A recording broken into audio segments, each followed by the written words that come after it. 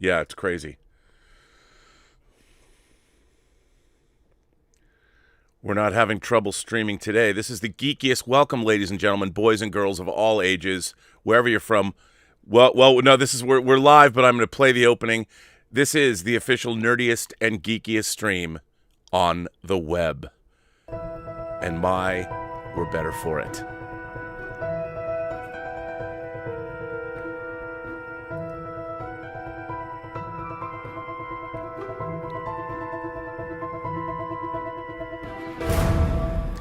Well, greetings, imagination connoisseurs. Once again, it's I, your Duke of Dope Discourse, your master of fun and wonder, your viceroy of verisimilitude, your sommelier of sci-fi, and I'm here with heel versus babyface himself, Az. Hello, Az. How are you?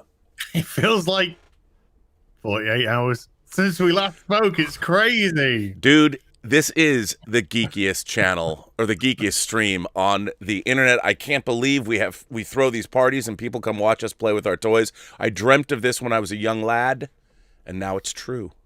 I've been having some very weird dreams in the last few days. Uh-oh. Not pervy. Not pervy at all, sadly. Just really weird. Like, I've actually been... I keep dreaming that I'm like 17 years old, and I'm back at high school, and I'm with my friends from high school, and it's just really, really weird. Everything seems to be revolving around that. I don't know. Maybe I'm due to time travel shortly. Wow, wouldn't that be cool? If you time travel, would you go back in time and get all the classic toys that are worth millions of dollars now and bring them forward in time so you could sell them? Yes.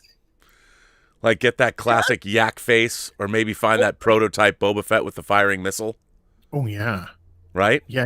I'd actually stick around just to send the tokens off to get it. I know, right? It's not like we'd go down to Golgotha and see the crucifixion. We would just go back and, get some classic toys to sell.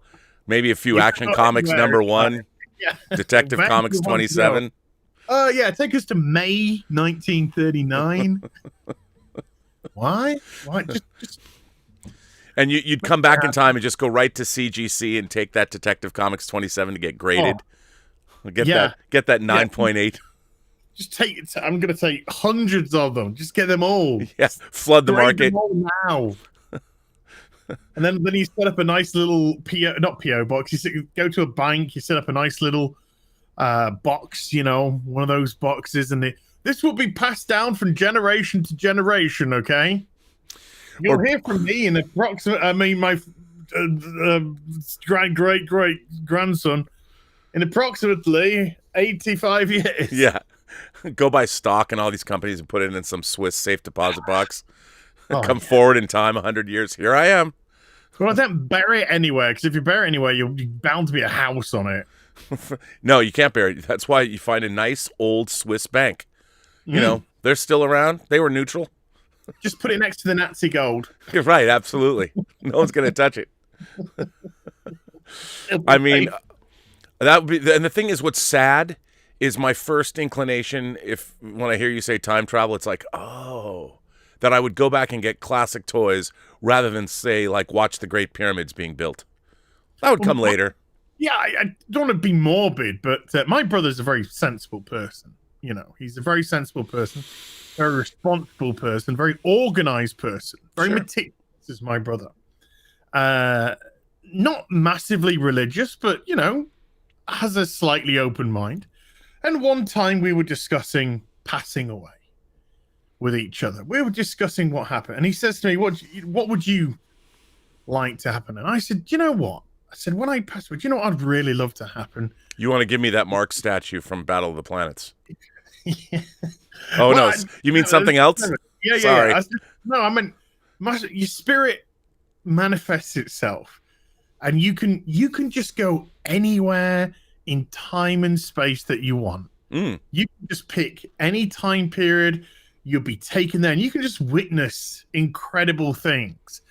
And you can just spend your life literally going from time to time, place to place, country to country.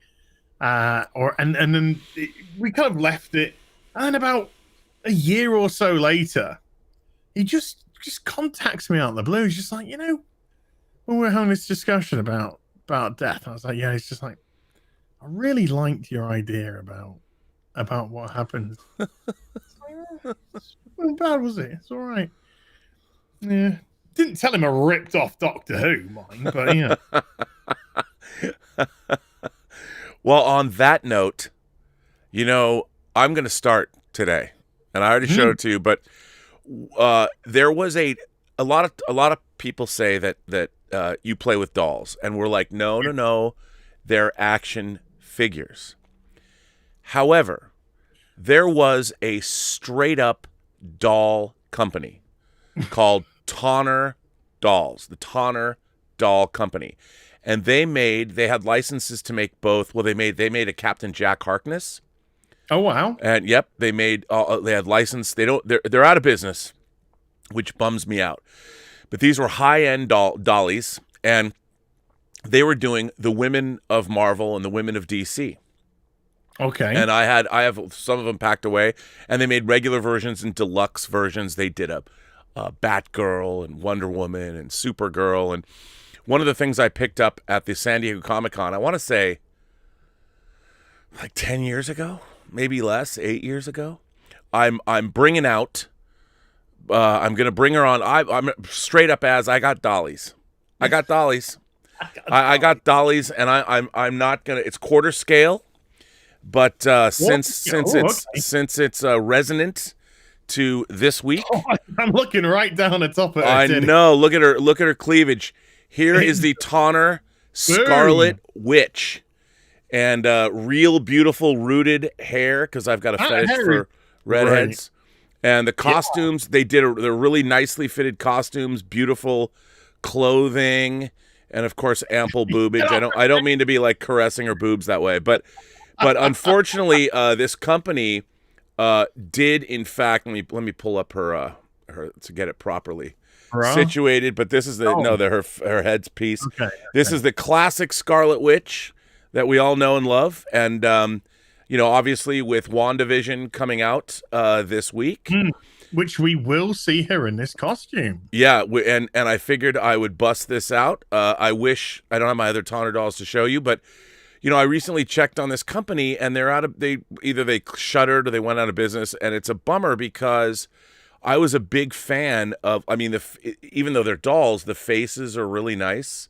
Well, the hair's fun. The hair is like better than a lot of toy hats. Yeah. Oh yeah, the hair is amazing. I mean, and these were high end dolls. These sold for like $200 each, and they're really great. And if you want to pick them up on the secondary market, if you're not, I'm secure enough in my manhood and my sexuality that I can play with dollies. And if you want to say something about me, what difference does it make? Whether I'm straight, gay, non-binary, binary, it doesn't matter. I worship dollies, and these are fine collector dolls. And I figured I would start off this show by saying, yes, indeed, I have a quarter scale Scarlet Witch made by the Tonner Doll Company, and I make no apologies, sir. No apologies.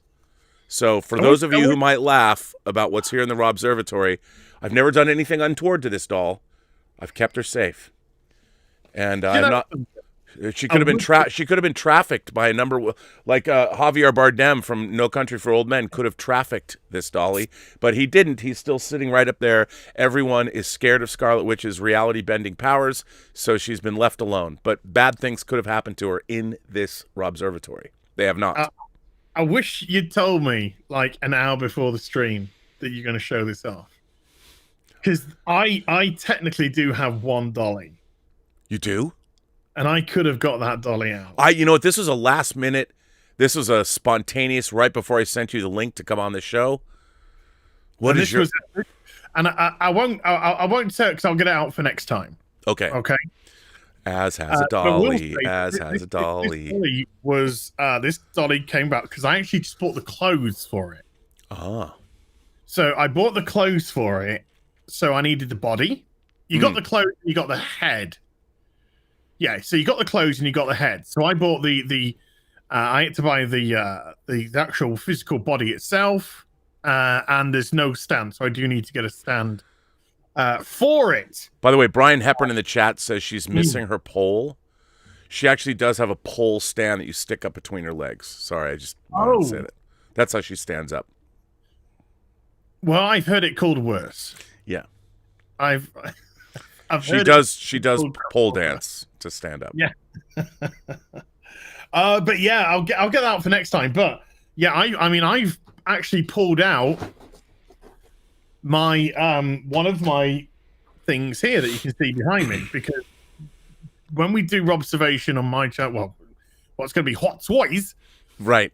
On my channel next week, things are going to look different here. Wow. Things behind are going to look different, and things over there are going to be more organized. That's what she said. That's what she said. So these are going to go. So I decided to, which caused massive damage. So I'm going to flip open the top.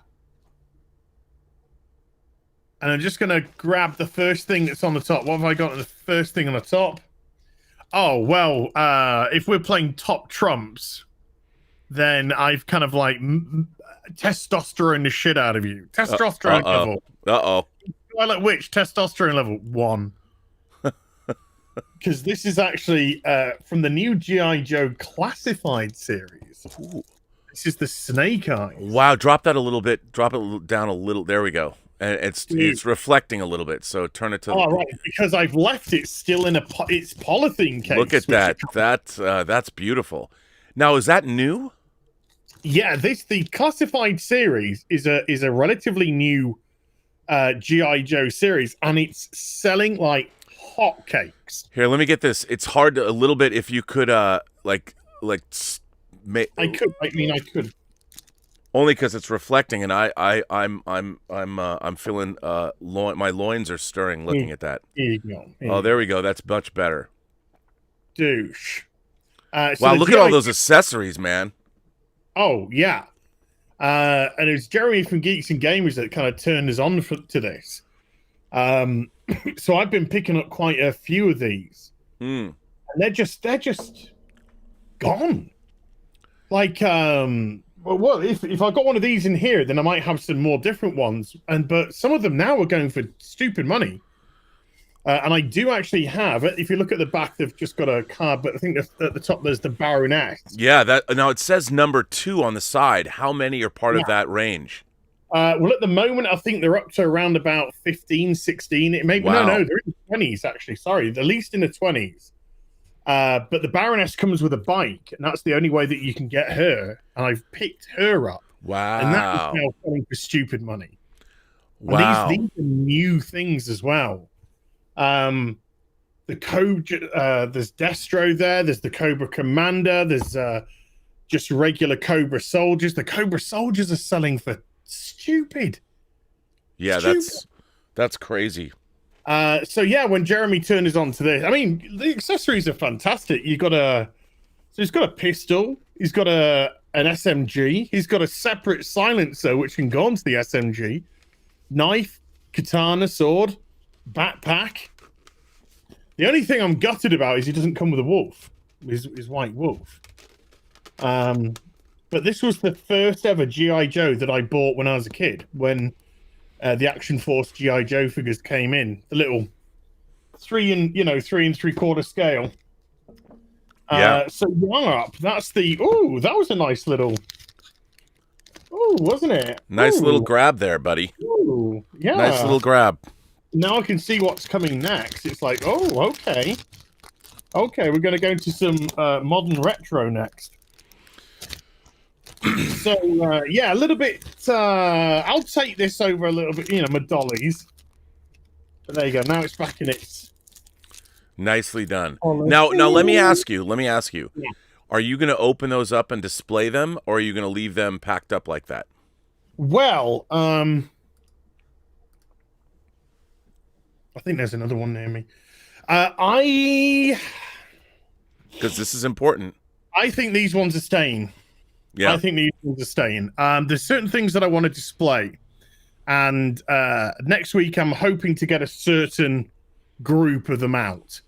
Because next week, I'm going to go, kawaii doesn't I'm going to go anime. And I've been collecting some figures from a very specific anime series.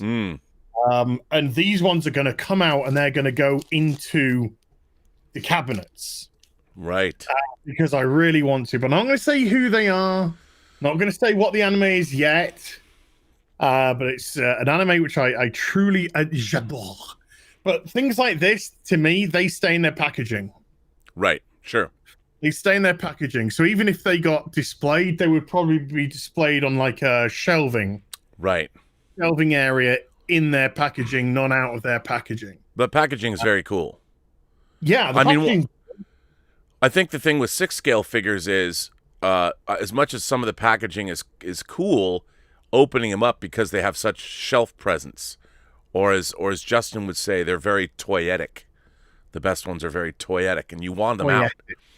Yeah, you want them out. And on that note, I'm gonna do something.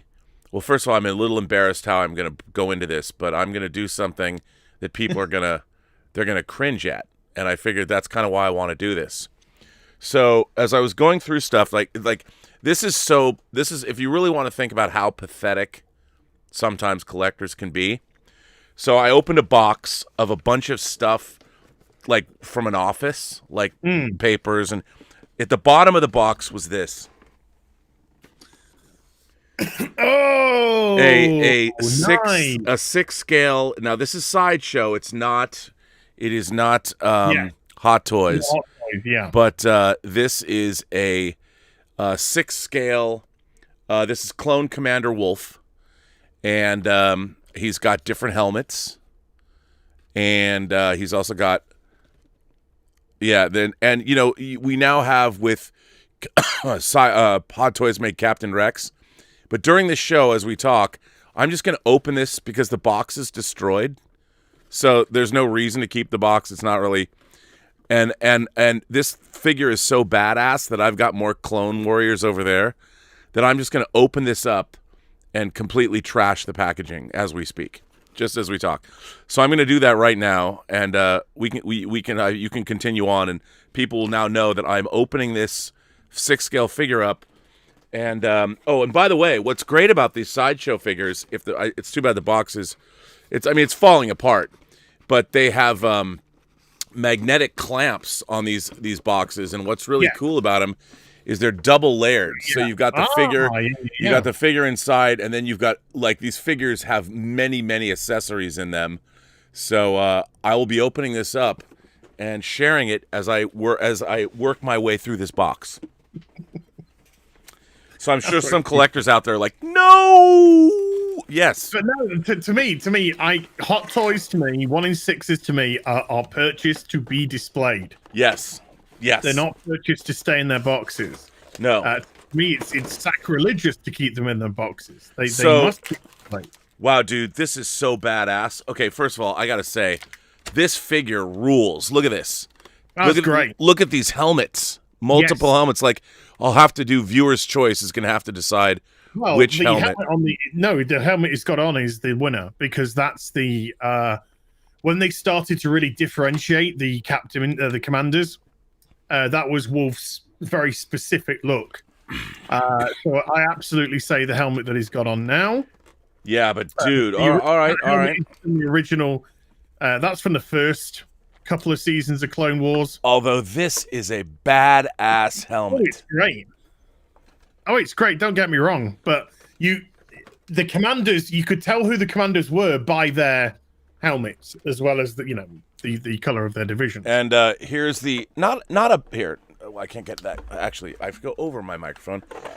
It's not a bad facial sculpt. I mean, it's not Hot Toys quality. And this has to be like 8 years old. Yes, I think. So that's not bad for Tamura Morrison. Yeah, so I'll continue. Wolf has his Doji eye. Yeah, man, this has got some dope ass accessories. So I will continue to delve into what he has here. Yeah, I managed to pick out another G.I. Joe for you, dude. And ooh, of course, we got Destro there. Now so that's number 3. That is a great looking figure too. He's number 3. Yeah, and this was another 3 3/4 that I did buy. I just number one, because I just really liked the specific look of him. But number two, I loved the fact that he came with a briefcase. Oh yeah. So I wanted to know what was in the briefcase. So when I got the opportunity to buy it, I got him so I could open up. And in the 3 3/4, when you opened up the suitcase, it had something like a grenade in and some papers, some bullets or something in. But this is one of the. I think Destro's got one of the greatest looks of a villain. Oh yeah. I think I haven't got a villain like this for a long time. No, he's great. I do this one better than the. There is an alternative one, which is very African.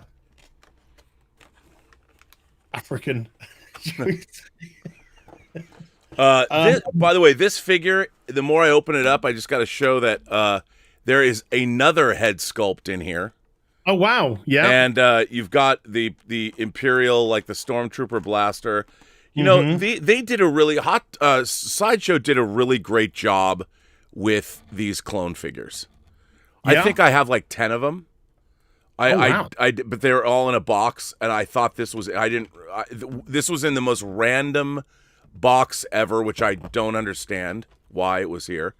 But of course, you've got the clone, the backpack, which is magnetic, and it's so good. And then you've got all of these different hands in to hold all the weapons. Yeah, you got a good ton of hands there. This is a badass figure, and suddenly, you know what this was like? One of the great things about being a collector is, you're going through random boxes of stuff that you have no idea what's in it, and then, oh my God, here's like, I don't even know what this is selling for on the secondary market right now, and I'm like, wow, it's like Christmas, and I must have bought this. I've given this to myself twice when I first initially picked it up, and now when I've completely forgotten about it for 8 years or whatever, and now here he is, and he's open. Christmas all the time.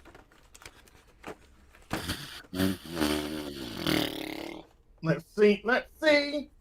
What out? Right. Well, that's a different genre there. I love that. I love that you have like a magic box full of joy. Yeah. Well, I mean, I'll tell you what, I'm looking at this now. All right, let's hit a different genre. We're going to go back to Transformers, but we're going back to some very specific Transformers. So let's start off by going to Swoop, G1 Swoop, in its red, which was different, of course, to the cartoon, because in the cartoon, Swoop was actually had a blue trim. Now, you can buy a G1 with blue trim, but I don't technically think it either only came out in Japan originally, or there's something like specific about it. This is obviously fake G1.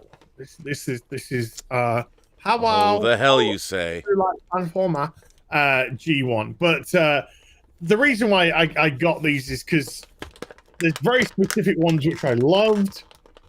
You can get these for relatively cheap, to be honest with you, and they still do make if you get the right place, because you don't want it turning up banged up and shit, like a lot of them do. So you got to be very careful wearing the United States of China you get it from. But the great little display pieces like this in the original G1. Oh yeah. I mean, that's what makes them so much fun to have, is because they look old school. So we've got the Swoop there. Then we've got Les Grimlock. Wow.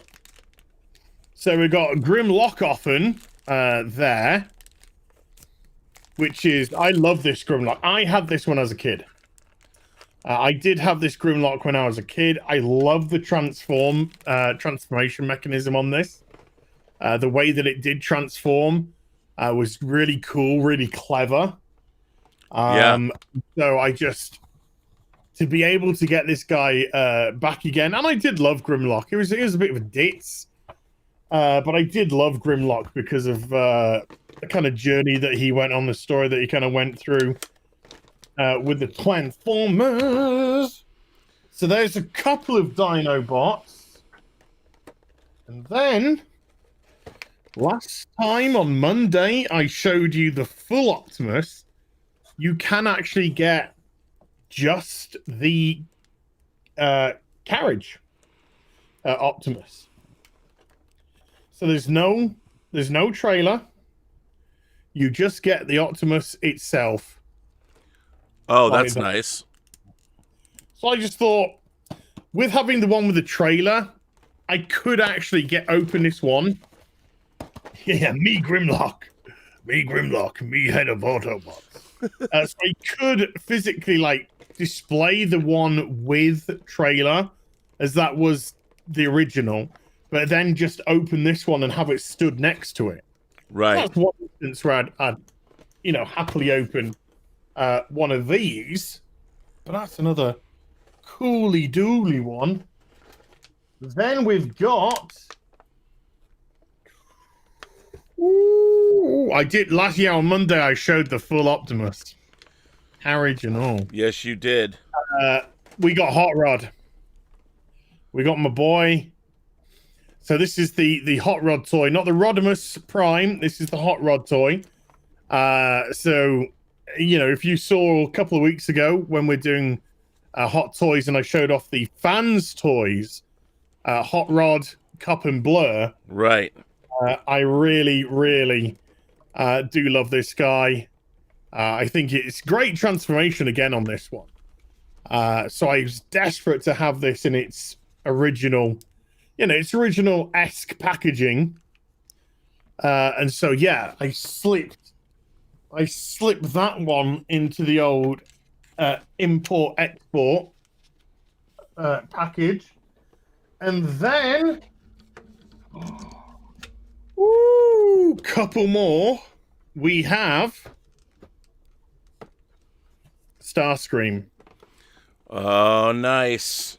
Decepticon Starscream, which does actually come with Megatron gun. Wow. So you can just see the little gun there. That is Megatron when it's transformed. So he transformed and shrunk. And Starscream would actually use him in the cartoon. So we got the beautiful Starscream, which is one of my favorite Decepticons. Just a horrible piece of shit, which made him great. He would screw over his grandma for an Energon cube in the old days, and he's so bad in the movie. And it's just awesome. The fate that befalls him, no crown. You get the crown when you go to the big boys. And then this one I need as a fan's toy. I need this as a fan's toy to go with my collection. Cyclonus. Oh, that's cool. Yeah, Cyclonus is a great one. The Cyclonus and the Scourge fans toys are very pricey. Not just very pricey, but very difficult to pick up as well. But this is Cyclonus in his G1. Nice. Yeah, in his G1 form. And I do like that. There is a dint in the box on the side there, which is really no. Oh, well. Yeah, it's arrived. You see, you got to make sure you get it from the right place. Otherwise, they just throw them in boxes, and they arrive with terrible dinks like that. Well, I have to say that Mr. Wolf here, the Wolf Pack, the 104th Ooh. Battalion, he's out of the box. Hello. Out of the box and set up. He's got his Clone Wars stand. Let me get him up close so you can see him.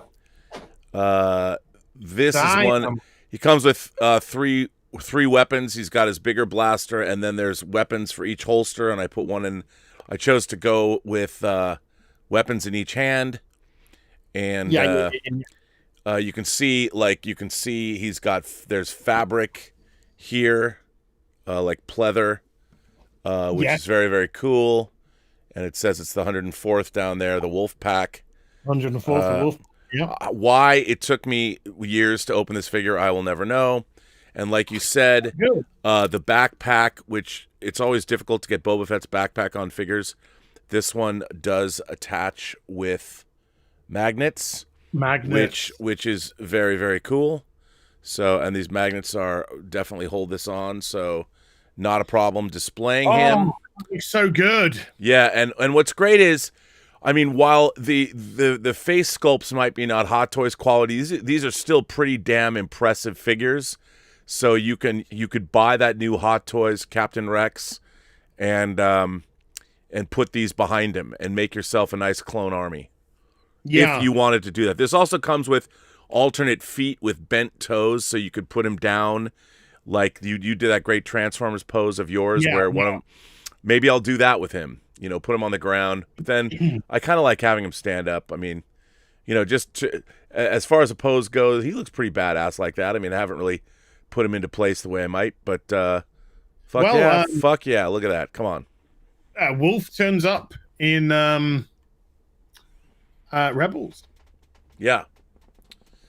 So a good figure to have. We learned the fate of a few of the clones in Rebels. Pretty excited by that figure, and I'll probably store all this. I mean, this box, I'm just gonna, believe it or not, collectors, I'm gonna toss this box, even though it's full of the accessories. I'll put the accessories somewhere. I'm just gonna throw this box away. Wow. Well, because I'm not gonna sell it. I'm not gonna sell it. No. By the way, I would just put the accessories in the thing and close it up myself. But. Yeah, but the box is damaged. It's like it had something was resting on it. So the box is literally coming apart where the glue is. It's all popped apart and stuff like that. Fair enough. Yeah.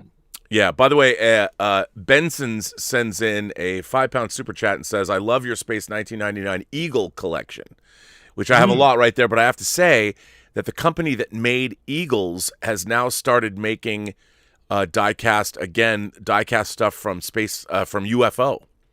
And wow. The UFO Interceptor, I believe, should arrive at my house today. Again, 1612. It's out on DHL. I think it's the Interceptor. But again, you order this stuff, like, it takes a year to make this stuff. And 1612 is great. They're only making licensed stuff from Jerry Anderson shows now, Thunderbirds, UFO, and Space 1999. And their stuff is great. It's all die-cast. It's hideously expensive. And they're going to make 12-scale Space 1999 figures as well. But again, 12th scale, did he say? They're a 12th scale, so 6-inch figures, like the Black Series figures. They're doing those. And, I pre-ordered that stuff. They're very specialty, and they're in the UK. But who knows when you ever see them? Again, it might take a year. Yeah. And you order them, and then they show up. And what they allow you to do is you can put a deposit on something, and then they don't charge you monthly, but you can pay it off over time on their website. We were coveting the Captain Scarlet. What sixes, dude? I think those are Big Chief, but I want those, man. Oh my god! But see, that's another thing. If you get into the Captain Scarlet figures, you got to get all of them. Well, I mean, you can't just get Scarlet. You could get away with having Scarlet and Black. You could get away with that. Right. Since Blue's there as well, Blondie Blue. He's there. But I mean, going to Big Chief now, there's some beautiful little things. That Ming the Merciless from Flash Gordon, dude. Come on. Doing Solitaire from Live and Let Die. I have that. Do you? I got to open that. That's just over there. I can't get to them. By the way, Wolf does come with a thermal detonator, but he's got nowhere to put it on him, which kind of bums me out. Dude, those Bond figures, the Big Chief Bond figures, are dope. And they did there's 3 Live and Let Die figures. There's Roger Moore as Bond. There's Baron Samedi, or Samedi, however you pronounce his name. Jeffrey Holder as the Voodoo Prince. And then there's Solitaire. And Solitaire comes with a chair. Because I have a fixation with action figures that come with chairs. You have a fixation for chairs. I love. Give me an action figure that comes with a chair, bro. Anything that comes with a chair, you're gonna purchase. Was it Solitaire? Does Solitaire come with a table as well? Yes. Yeah, and the cards, and she can lay them all out. And they also have. There's a cardboard. I guess, to be honest, I have them over there. I haven't even opened them. They're still in the cardboard container boxes they come in. I haven't even taken them out of that. But yeah, she comes with that. But they also apparently come with like cardboard backdrops, like little so like the room they're sitting in or something, which is always cool. I mean, it's always cool they take up more space, but it's always cool to have stuff like that to display your figures with. Because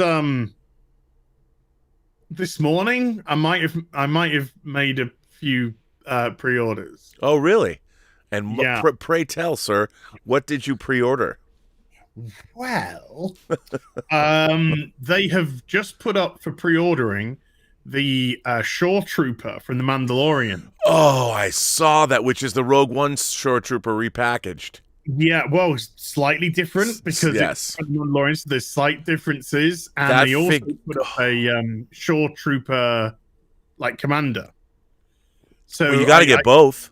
So I got a couple of Shore Troopers and then one commander. Oh, you bought 3 Hot Toys Shore Troopers. You, my friend, are my hero. You're my hero. That is what a true collector does. You know, the only thing I ever shoplifted in my entire life were Stormtrooper 3 3/4 inch Stormtrooper figures, and it was from a store called Payless Drugs, and they were some kid had ripped them out of the packaging, so there were 2 loose Stormtroopers in one of the aisles, and I stole them.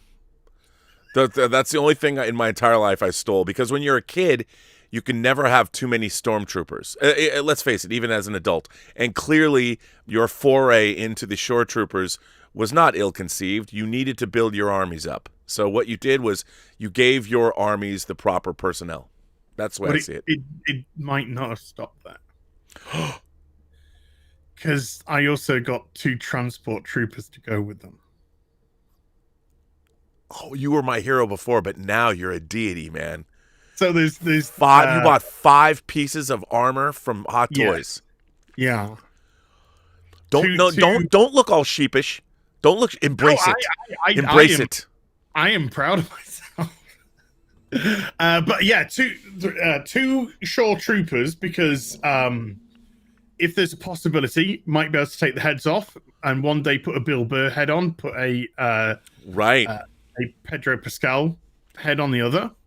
Or literally, if it's just a Bill Burr one, could get a Bill Burr hood, and then because the Mandalorian's trying to keep his helmet on, you could have those 2 doing a thing together.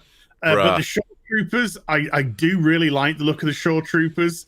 And then when they appeared in that episode, I was really hoping, well, in about 6 months' time, maybe we get an issue. But no, like boom, up and up. So as soon as they popped up, which was, I think, yesterday, and I saw that they'd gone up, it was just like, right, see ya.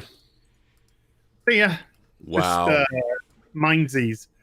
And for anyone who was here on Monday, over on my channel when we did Hot Toys, I was talking about I have a bid on an eBay item, and I won the bid. I won the auction, and the beautiful thing was I won the auction with my original bid. Once I outbid the one person who was bidding, nobody outbid me. Nobody gazumped me at the last minute. In actual fact, I woke up this morning to, hey, you won this yesterday. You need to pay. Like shit. Wow, dude. By the way, let me just throw up the Shore Trooper for you. Oh yeah. So there is the Shore Trooper squad leader. By the way, they're both the same price. They're both $230, and this is a beautiful. Wow, this is a beautiful figure. Beautiful figure. So let me rifle through so you can see. Everybody can see. Rifle through the pictures. Now that is what a dude. What a glorious figure this is. Yeah. Look at that.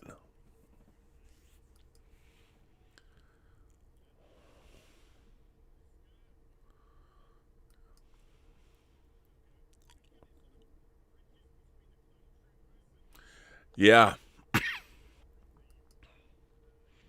There's an as pose. That's a pose worthy of you. I think you.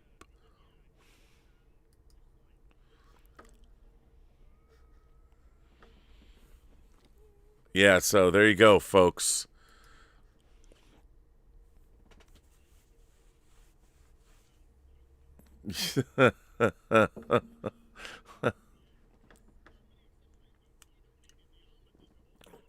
Yeah. So wait, I interrupted your story because I rudely interrupt you all the time. No, that's So the fine. bid happened. You won the bid.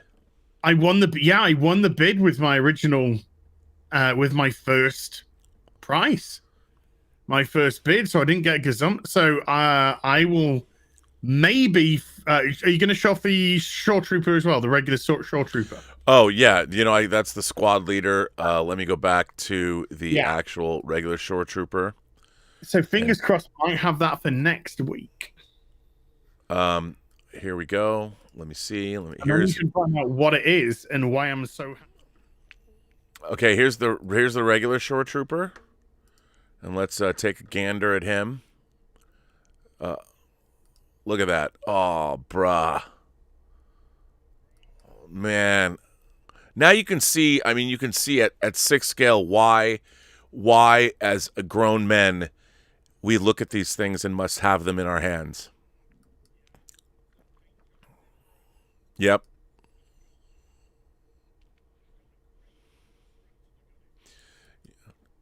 Yeah, I do too.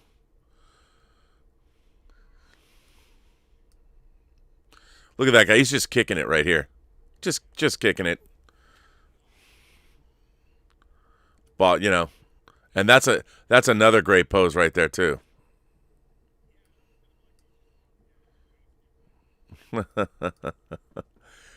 Yeah. Yeah, and look at the paint work, the paint op, the weathering on the suit and everything. And the neck, I love the neck, the kind of the rubber or whatever that goes up the neck piece. Look at this. Look at this. My God.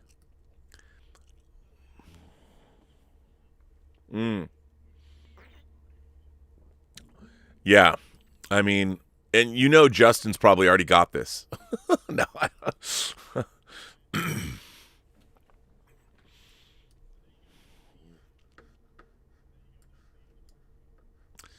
Those are man. Oof. Yeah, the transport trooper, which I've got 2 of those. Oh yeah, I didn't call those up. Let's see. Yeah, so the transport. Oh, I'm muted apparently. Apparently, I've been muted.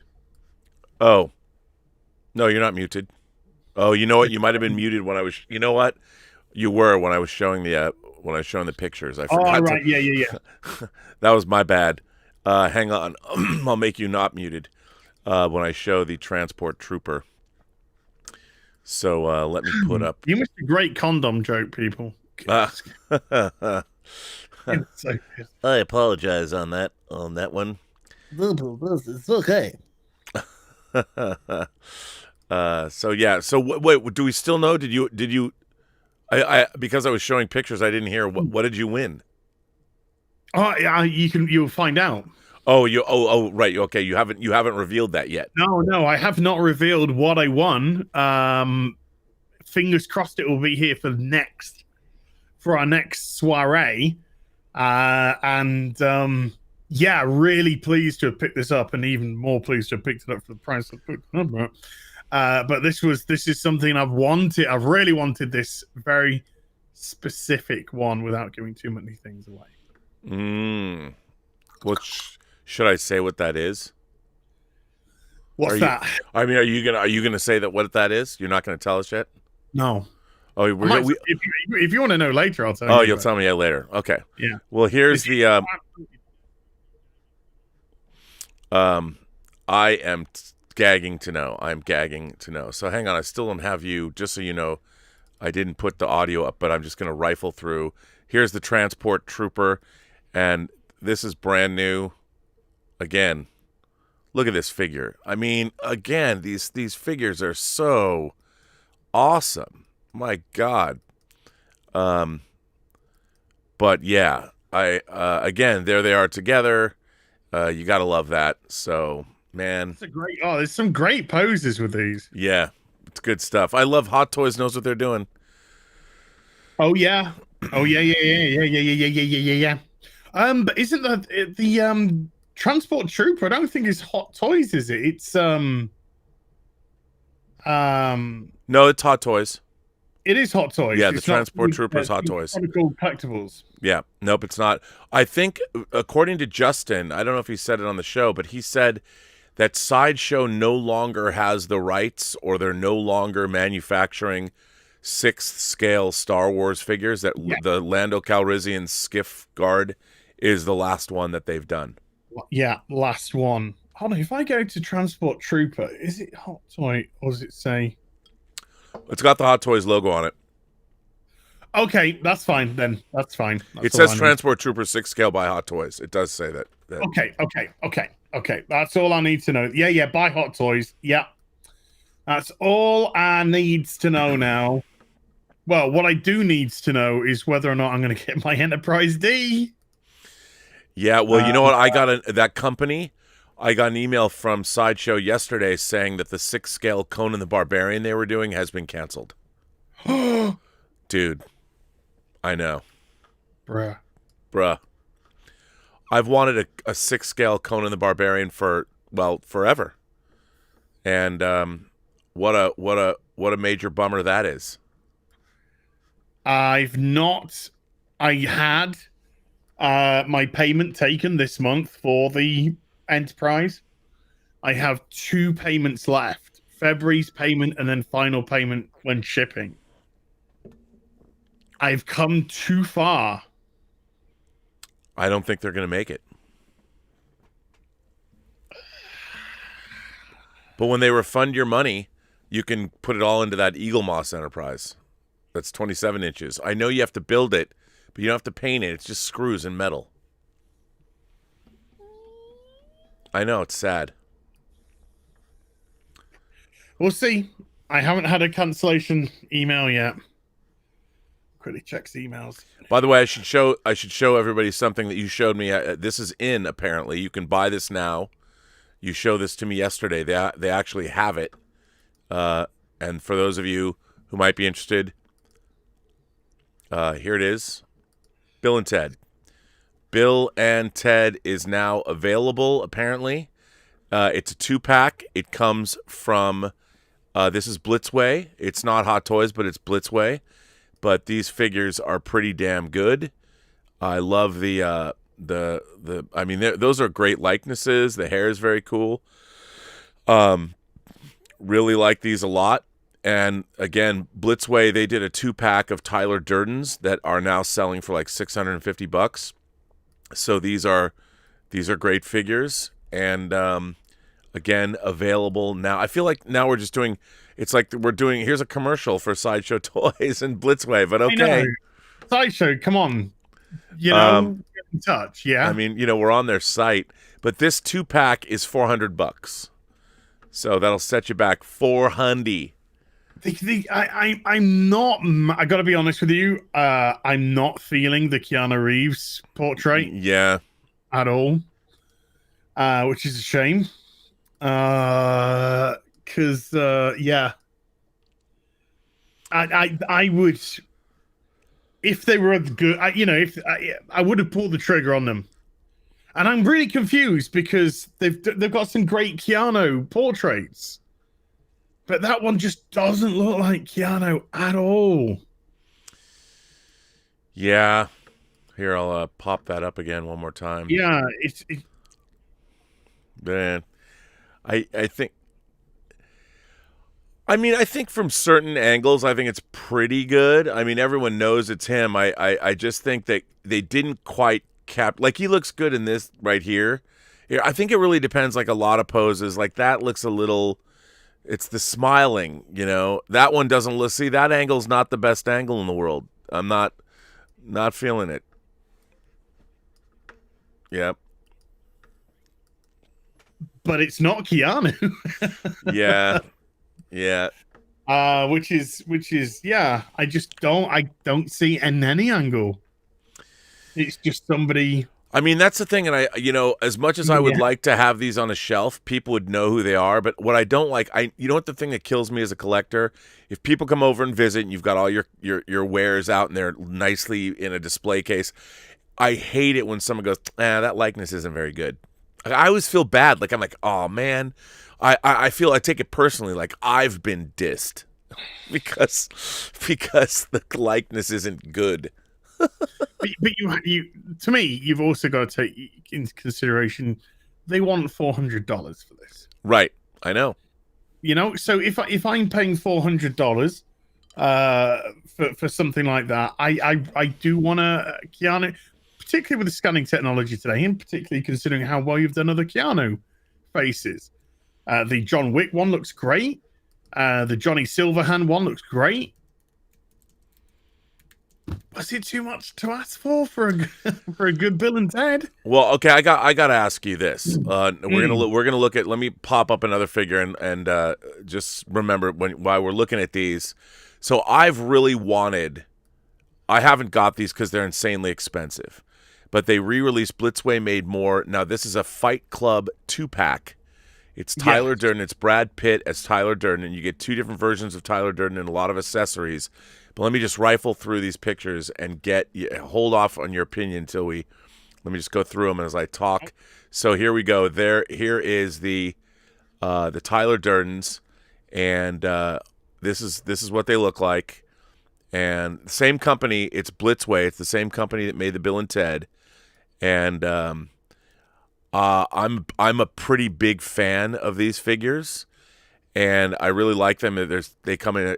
Like I said, it's a 2-pack. And it's I like the accessories, but again, and by the way, I love the cigarette. Any figure that comes, that's another thing. Chairs and cigarettes are things that I'm really enjoying. And then of course the bathrobe, and then you've got him in the bathrobe. I mean, this is if you're gonna spend $650 for a 2-pack of action figures, there's a lot. I mean, he's got the soap, the different head sculpt, so you get both of these entire figures. And they're pretty good. I mean, I like them a lot. But my problem with this is I love movie figures, and the real problem that I have, and this is just as a collector, I'm like, would you drop that? Like, how cool is it? What is it? If Fight Club really means something to you, spending $650 for a figure, I can understand that. But if it doesn't, like I used to buy like any movie figure I could find. But nowadays, even the third-party figures, you got to be a lot more discerning because, like you said, the technology is so good. So when you want to buy something, how important to you is the subject? Like, do you have to really love it to buy it and display it? Because go on. Sorry, go on. Well, I was going to say, like, to buy a here. This is going to seem so weird to say, but I'm going to say it anyway.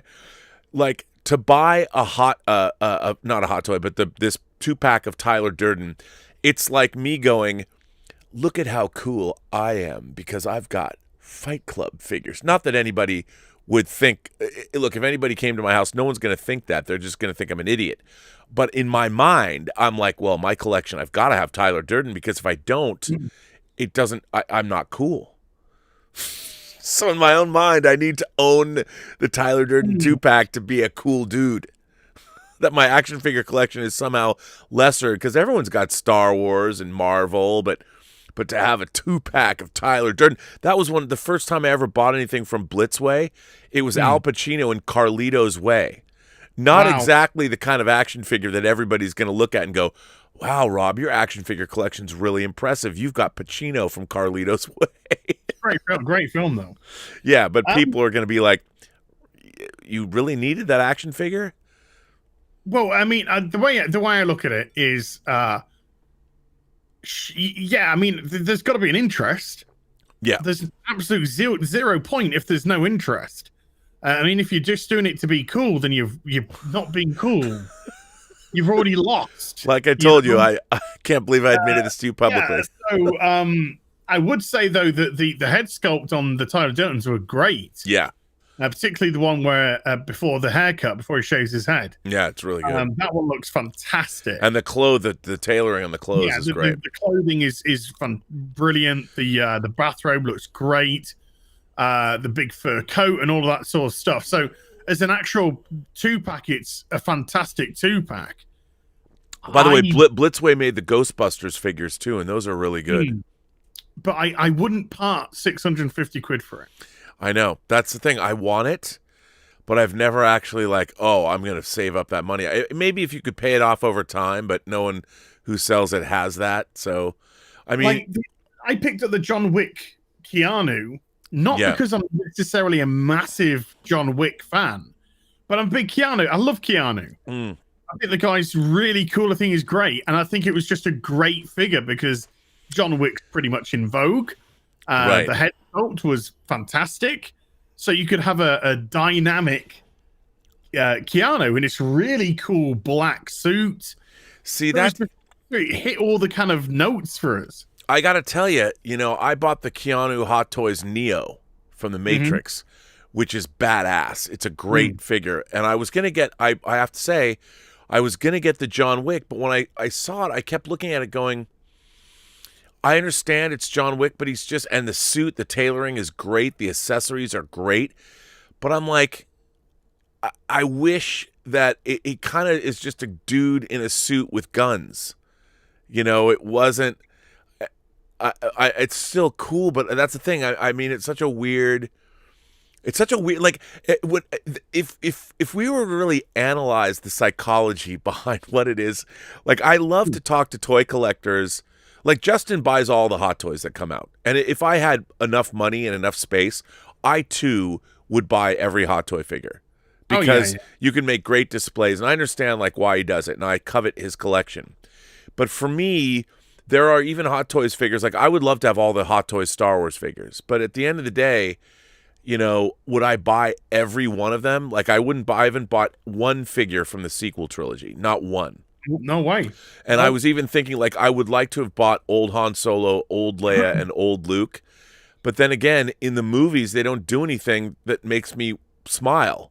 So they were never together. So if you put Luke, Leia, and Han, old Luke, Leia, and Han together, it's a lie. It's a lie, it's a lie. No. Han gets killed.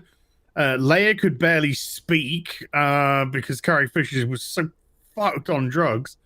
For all her life, that she'd turned from this beautiful woman into a fucking by the end of it. And Luke was a tit milk drinking bitch. Yeah. So why would I want them? No, I want Luke in his Jedi outfit from Return of the Jedi, looking badass and being badass. Yeah. I want Han Solo from either A New Hope or his Bespin outfit, because Han's just the boy. I want Leia in her Endor gear, where she's just looking a little bit more dynamic, or in her white, where she's just taking control, and from A New Hope. Those are the figures that I want from those characters. Well, I want the good memories. I don't want the bad memories. It's funny that you mentioned that, because I brought something else with me today. And speaking of Luke, and speaking of Sideshow Star Wars, here is the DX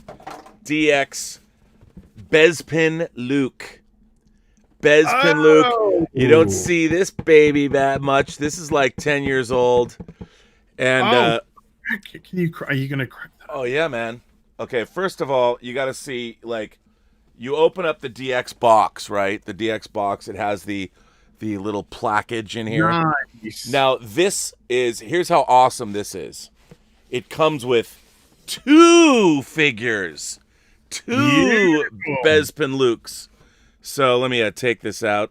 A regular one and a beaten up one? Yeah, the regular one and the beaten up one. And I really should have bought the Jazz Inc. gantry. But now these are older figures. These are older Hot Toys figures. So, they're supposed to be re-releasing this figure. But I bought this when it first came out. If I can pop him out of here. But they're supposedly gonna re-release these figures, and they'll probably be better. Now, hang on, I've got to set this down. and we'll look into this. We'll look. Oops! As I hit myself. Doing. This is not exactly. This is not exactly the greatest. So now here's the Luke. Now again, this is a Hot Toys figure that was made about I want to around 8 years ago, I think. Yeah. Now nowadays they would put a little bit more. This is still a little plasticky. I mean, it's still a pretty great figure. But what's cool about these DX figures is that you can, of course, pop off the hair, right? Yeah. You can pop on these, have the purrs. So let me put this up closer. So here's the head. You pop off the head, and you can move his eyes. Yeah. So the DX figures, you can actually it's hard to see, but you can use this, and you can make him look different ways.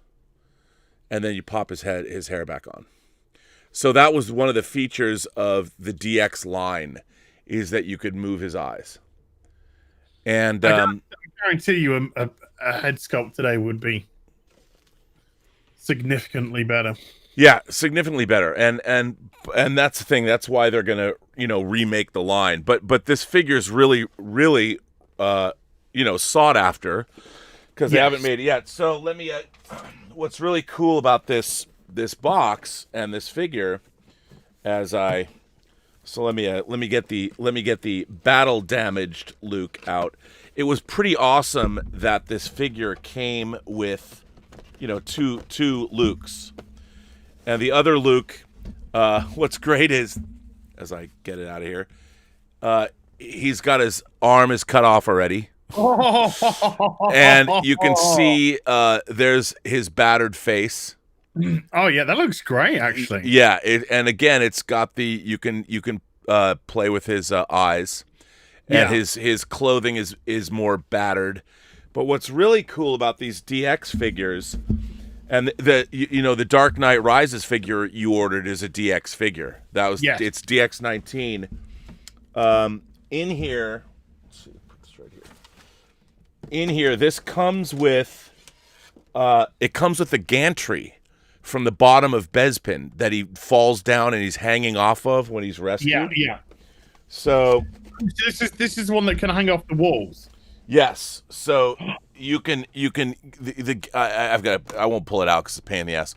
But this is the whole gantry. You can even mount this to a ceiling if you wanted to, and have him hanging off with his one arm, and he's battered. But it's great. This figure is just it's very, very, very cool. Well, I'm really looking at the Luke in Snowspeeder pilot outfit. Oh, dude, that figure is amazing. You got to get that. The head sculpt on that is absolutely classic. That is brilliant. Oh yeah. That is really looking like Luke. The distress on the outfit looks phenomenal. The helmet, just everything about that figure, it just screams. Do you want to bring it up for the folks? Yeah. So they can see what I'm drooling. Oh, it's amazing. Over, but the head sculpt is. I mean, the helmet. The work, the distress on the helmet is insanity. How good and of course, you got to get it. If the Jazz Inc. 6-scale Snowspeeder, you need to get two Lukes to. But again, the Jazz Inc. That's one of those things. 18 payments over the course of 18 months. It's like buying a car. Yeah, that is true. That is true. Okay, we might have pre-ordered that. I'm going to rifle through. Twirly Wolf asks me, he says, "Hi, Rob, do you have any Dawn of the Dead figures?" I do. And most recently, Mezco, do you have any Mezco 1/12 scale figures? I have one. I have a Catwoman. And I'm a 1-in-6 guy. Yeah, me too. But though I did buy the Mezco, they made a 2-pack of Dawn of the Dead figures that I had to get. When Mezco does their movie figures, like I bought their Alex from Clockwork Orange, I bought their Diabolic, I bought the Dawn of the Dead 2-pack, which is really nice. It's got the Flyboy from the end of the movie, the Flyboy zombie, the character of Steven when he's zombified, and then the zombie that's on the movie poster that almost eats Peter after Peter kills the zombie kids. So I have those, and then I have a few other things. So Twirly Wolf, yes I do. And Benson says, Rob, could you please show your Green Eagle, my Green Eagle transporter? I actually don't have that displayed. My Green Eagle is my old Green Eagle from when I was a kid, and I didn't get the new one. I didn't buy the new Eagle that was put out by 1612. They made a retro Eagle just because what's so great about their ships is that they look real. Their new Eagles are so good. I mean, that's the thing. Yeah. I have no fealty to my old toys. If somebody puts out a better looking toy, I'm like, out with the old, in with the new. I'll either sell it on eBay. I have no nostalgia for my toys. I just want the coolest version of the toy that exists. So yeah, I got nostalgia for my old like Star Wars stuff when I was a kid. No, from a modern day collector's perspective, if somebody comes out with a better product, yeah, then sir, you have my attention. Yeah, I mean, the thing is, if like, those, have you seen the Masterpiece Transformers, that line? Now, do you have any of those? Well, I think the fans' toys are better. That's why I've gone with the fans' toys. See, they look to me that I can totally understand that, and that I think it really, when you're a collector, you want to get the best iteration that most tickles your fancy. But like, I as far as I'm concerned, when they put out the new Bespin Luke, if they ever did, I would get it simply because the face sculpt will be better. Yeah. The Hot Toys, what's interesting about, like, if you look at this face sculpt and just as a point of, so I don't think this is a bad face sculpt, but it doesn't have any shading on the face. It's all like one color. And Hot Toys they do a lot more shading work and a lot more, so the skin, the flesh tones on this are too waxy. He looks too much like a wax dummy and not like a real person. And Hot Toys, has really perfected making these figures have better faces, where they even have stubble, so much more realistic. If you bring up that Luke, the Luke in Snowspeeder from Hot Toys. Oh yeah, hang on, I can do that. And then you can really see the difference from that. Yeah, I mean, it's not, like I said, it's like the Keanu one. It's not a bad head sculpt for a head sculpt, but it's not necessarily Luke. It's not necessarily Keanu, and that one does have a very shop window mannequin-y look. But 8 years ago, that would have looked incredible. Yeah, like, okay, here for instance, here is the Luke. And you can see that, like, look around the eyes, just the shading and everything. And, you look at the mouth, the Luke mouth is always kind of a little weird, I've always thought, but the expression, again, this is a prototype, but still the figure is pretty damn impressive. This is a really great looking figure. It's really, like, look at that. How can you look at that helmet, bruh? That helmet is just there's a close up of it later, and I'm just blown away. Actually blown away by how good the distressing on the helmet is. Here, hang on a minute. Hold on. You get really close up on it in a moment. Look at this. This helmet is just unbelievable. That looks, it's hard to believe that's even in 6 scale, but that is truly amazing. Did we lose it? Oh no, there it is. Okay, it's back here. Yeah, that is, wow. That is just absolutely outstanding. I saw that, and that's what made me just go, nah, God, I gotta pre-order one of these, for goodness sake. That's Yeah. ridiculous. That level of detail, that level of paintwork. That's what makes. This is why they hold their value. Yeah, This is why totally. they don't go down in value. If anything, they rise, and the very least, they hold their price for years. Totally. By the way, Kenneth Maynor sends in a super chat and says, "As Rob, great show. You should get Michael French from Retro Blasting on Fully Articulated, especially to talk vintage Star Wars." Do you ever watch Retro Blasting, the channel? I haven't seen them. No, I'm not aware of them. Dude, it's a rabbit hole. I highly recommend Retro Blasting. They do a great job. And, they've come out with some op-ed pieces lately, too, about HasLabs and things like that.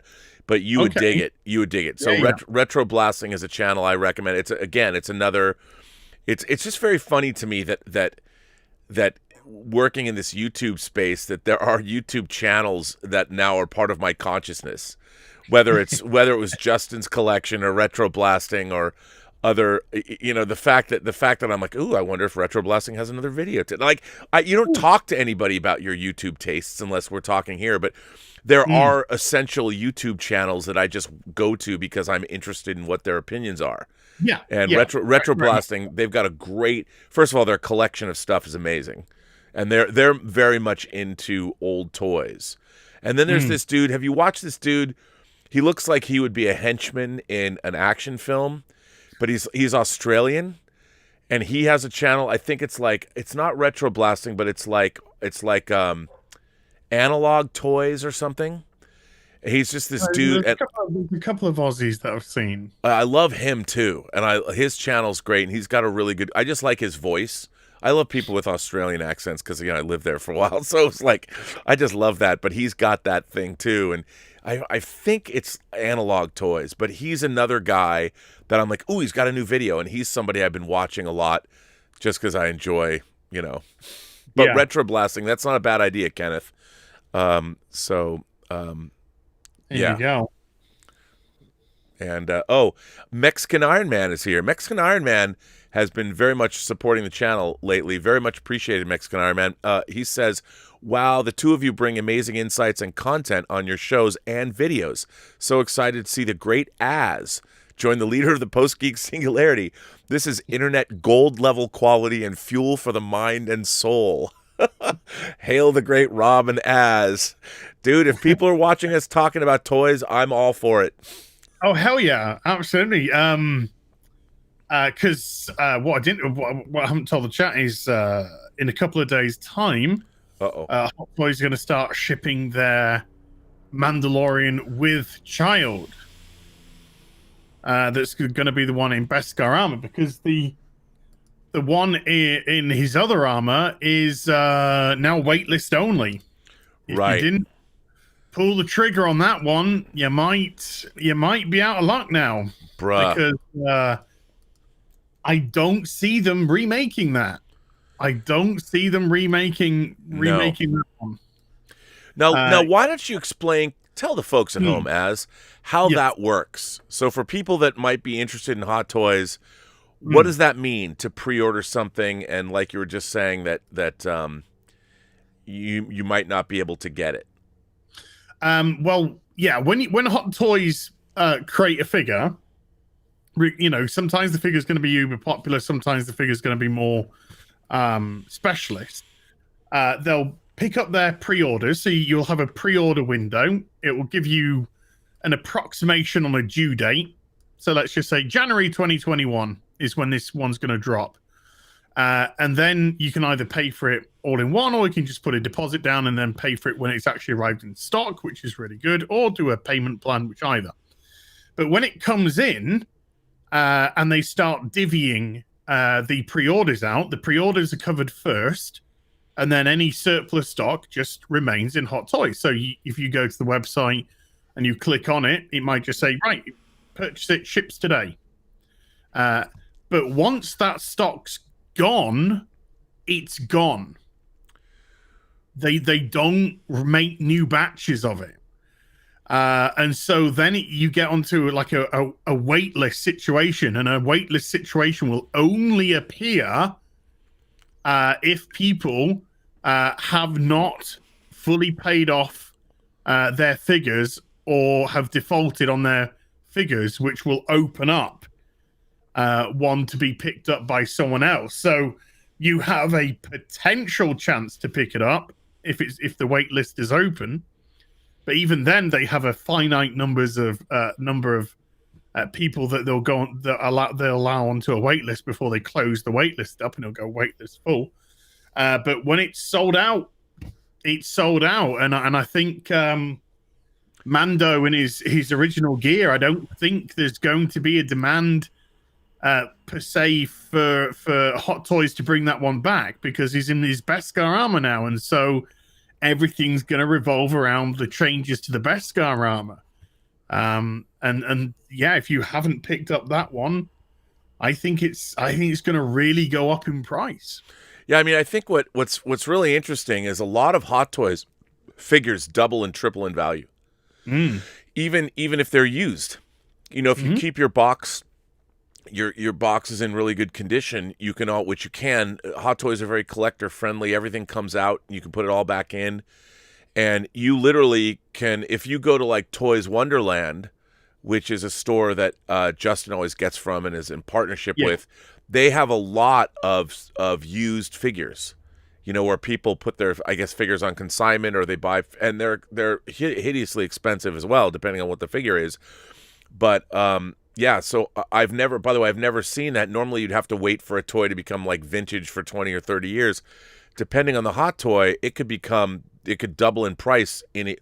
Like most of the Rogue One figures, like I don't have any Rogue One figures. Like I should have bought them. I should have bought K2SO. I really wanted to get Chirrut Inway. What is the name? You know, the what's that?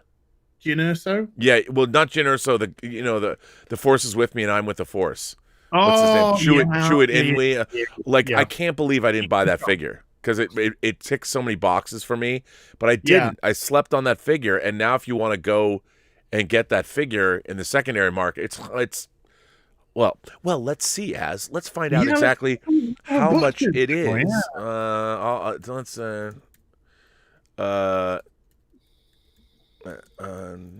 plus the original Shore Troopers are very difficult to get.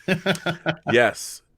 So let's see. I'll go look at. Okay, Chirrut Imwe is his actual name. So if you go, brand new, $500. Oh wait, that's not even a Hot Toy. Oh yeah, it is. Okay, yeah, it's $500. And I'm sure there's more, but I mean that was a figure that was what, $230 when it came out. It doubles in price. Yeah, so that's doubled. Yeah. Now if you want to get it's doubled in price. And let's see, K2SO. The original Shore Troopers were hitting around 400. Yeah. So that's pretty much double as well, because they would have probably come out for about 180. Yeah, and the K2SO robot, the droid, is $585 on eBay if you want to buy it right now. I mean, bruh, that is tough. And then even Count Dooku is up to $424. I do want to do. Oh, I have one. I've got Dooku. That is a great figure. But again, I mean, you know, it's the crazy thing. If there's these figures and if you want them, you have to pre-order them like a year in advance to make sure that you get them. Okay, should I tell you what I bought on eBay, and then you can look it up and see how much it would normally cost? Oh, since you offered, sir. Okay, so I picked up on eBay a Iron Man Mark III. And was this the die-cast? 1 in 6, yeah. Die-cast, battle damage. Mark III. So Iron Man Mark III. Okay, let's see. I'm looking at the die-cast. There's not a whole lot of them. Okay. Oh, extra damage. So you got there's one for $300. There's one for $450. There's one for $500. Oh my God. Oh no, that's okay. Yeah, they're all hundreds and hundreds of dollars. Yeah, I picked it up for much less. You did? Mm-hmm. Oh, dude. I mean, even the Iron Man 3. The hot rod version. The hot rod version of the Iron Man 3 figures, $600. I mean, these die-cast Marvel or Iron Man die-cast Hot Toys figures are licensed to print money. None of them have lost their value. Pretty much, yeah. Any sort of popular figure in diecast is like you said, that's a license. You know, your R2D2s, the diecast ones of those they're gonna be the collectible ones, not the plastic. Oh, yeah. Yep, they're gonna be the collectible ones. I'm amazed they haven't done a diecast C-3PO, but I mean, even these pre-owned ones are $200. You know, ones that they're not even new ones. You know, I have the Iron Man 3. I've got the Mark 42 armor from Iron Man 3 diecast. Yeah. Never opened it. And the pre-owned ones are $450, and there's 14 people watching. So I mean, it's just crazy. But then again, it's again, you talk about your brother about the afterlife. I would like to imagine in my afterlife I have an beautifully lit display case with every Hot Toys figure that ever existed. Every statue, every figure. Because I've got to do some. I got to do something with Geralt, Ciri, and Triss. Yeah. Now. And because they've got to go together. They've got to unite. Those. I want Mark behind me. That's where I want Mark. Yeah, it needs to be behind you. There's that big white space, bro. You got to fill that up. That box is fucking huge. It's a 1 in 4. So the Mark's just going to be absolutely massive. So is the Ciri, because they're 1 in 4s too. So yeah. I mean, statue wise, I could. Yeah, you could just go through endless cabinets of everything. The 1 in 4s, the 1 in 6s. Endless. By the way, Joshua Levesque, one of my moderators, says, Robert as, do either of you have a Thanos hot toy from Infinity War or Endgame? Do you mind showing it? I have two. Thanos hot toys. I have the armored, battle-damaged, armored Thanos, and I have the Thanos without the armor. Like the I'm going to the mall Thanos shopping, but I can't get to them because they're actually over there. And during the show, I would have to go over boxes. I couldn't get to them now, but I love those Thanoses. And Justin sent me a picture. Like, I never thought that I would buy 3 Thanos Hot Toys, but I have to find. Now, I don't know if I should show this. I don't know if Justin. Maybe I shouldn't. I'm going to do it anyway. Why? I'm going to do it anyway. Do it. I don't know. Maybe this was at Secret Base. Let me see if I can find it. Justin sent me a picture of, I'm calling him Sad Thanos. Did I call him that? Did I put the picture? Oh, is that he's vanishing? Well, yeah, no, he looks up at the destroyed Infinity Gauntlet. Oh man, I don't know where this picture is of. I've just brought up Thanos on Hot Toys and Endgame Thanos. No, not Endgame. Infinity War Thanos. Yeah, is that the armored one? That's the one I have. Armored. No, this is. I'm going to the shops, which I do love because his character is so much better in Infinity War than Endgame. Right. And we got limited time offer. Free shipping to the UK. Ooh.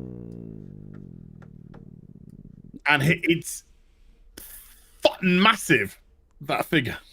Yeah, the Thanos. By the way, those Thanos figures, like the Hulk, like the Hulk Buster's bigger, but the Thanos figure is great. The Hulk, the one figure that I really want, that I'm coveting. There are 2 figures that I don't have that I want more than anything as far as Hot Toys is concerned that I didn't buy. Thou shalt not covet thy neighbor's ass. The armored Batman from Batman v Superman.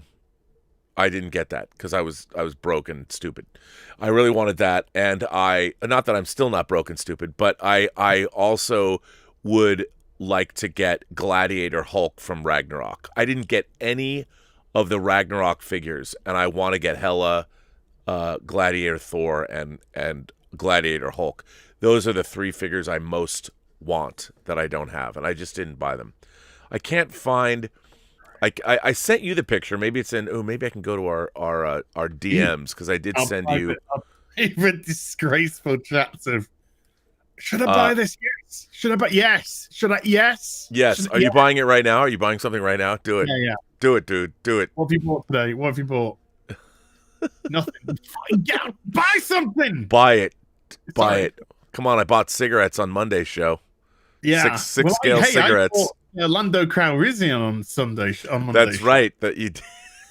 Who's arriving on Friday, by the way, folks. That's your next week's show. You got to unbox it on next week's show.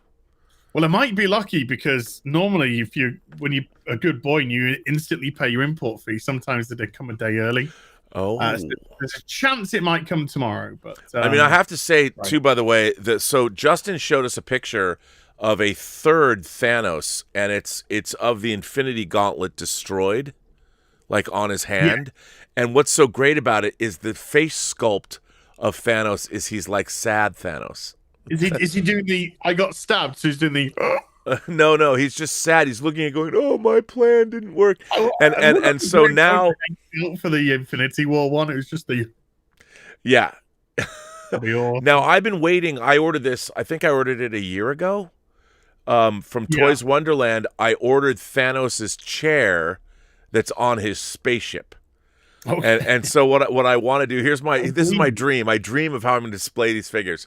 So I want to have Thanos in like the pose, like the thinker pose. When I ever get that throne, he'll like the Thanos without the armor, and he'll be like sitting there with his head on the Infinity Gauntlet as he's sitting on his chair. And then on one side I'll have armored Thanos ready to fight, and on the other side I'll have sad Thanos looking at the destroyed Infinity Gauntlet. And I want to have the triptych Thanos figure display. That's my dream, and the fact that I spend any time at all. Where does it go? Do I win? Do I lose? Right. That's it. That's exactly what I want. I want him to pose just like that, leaning on, and then you see armored Thanos ready for battle with his big weapon, and then sad Thanos. So you've got the tableau, the Thanos tableau. I'm looking at the armored Thanos now, which is more expensive and doesn't come with free delivery to the UK. But my dude, God, does it look beautiful, bruh? Come on, bruh.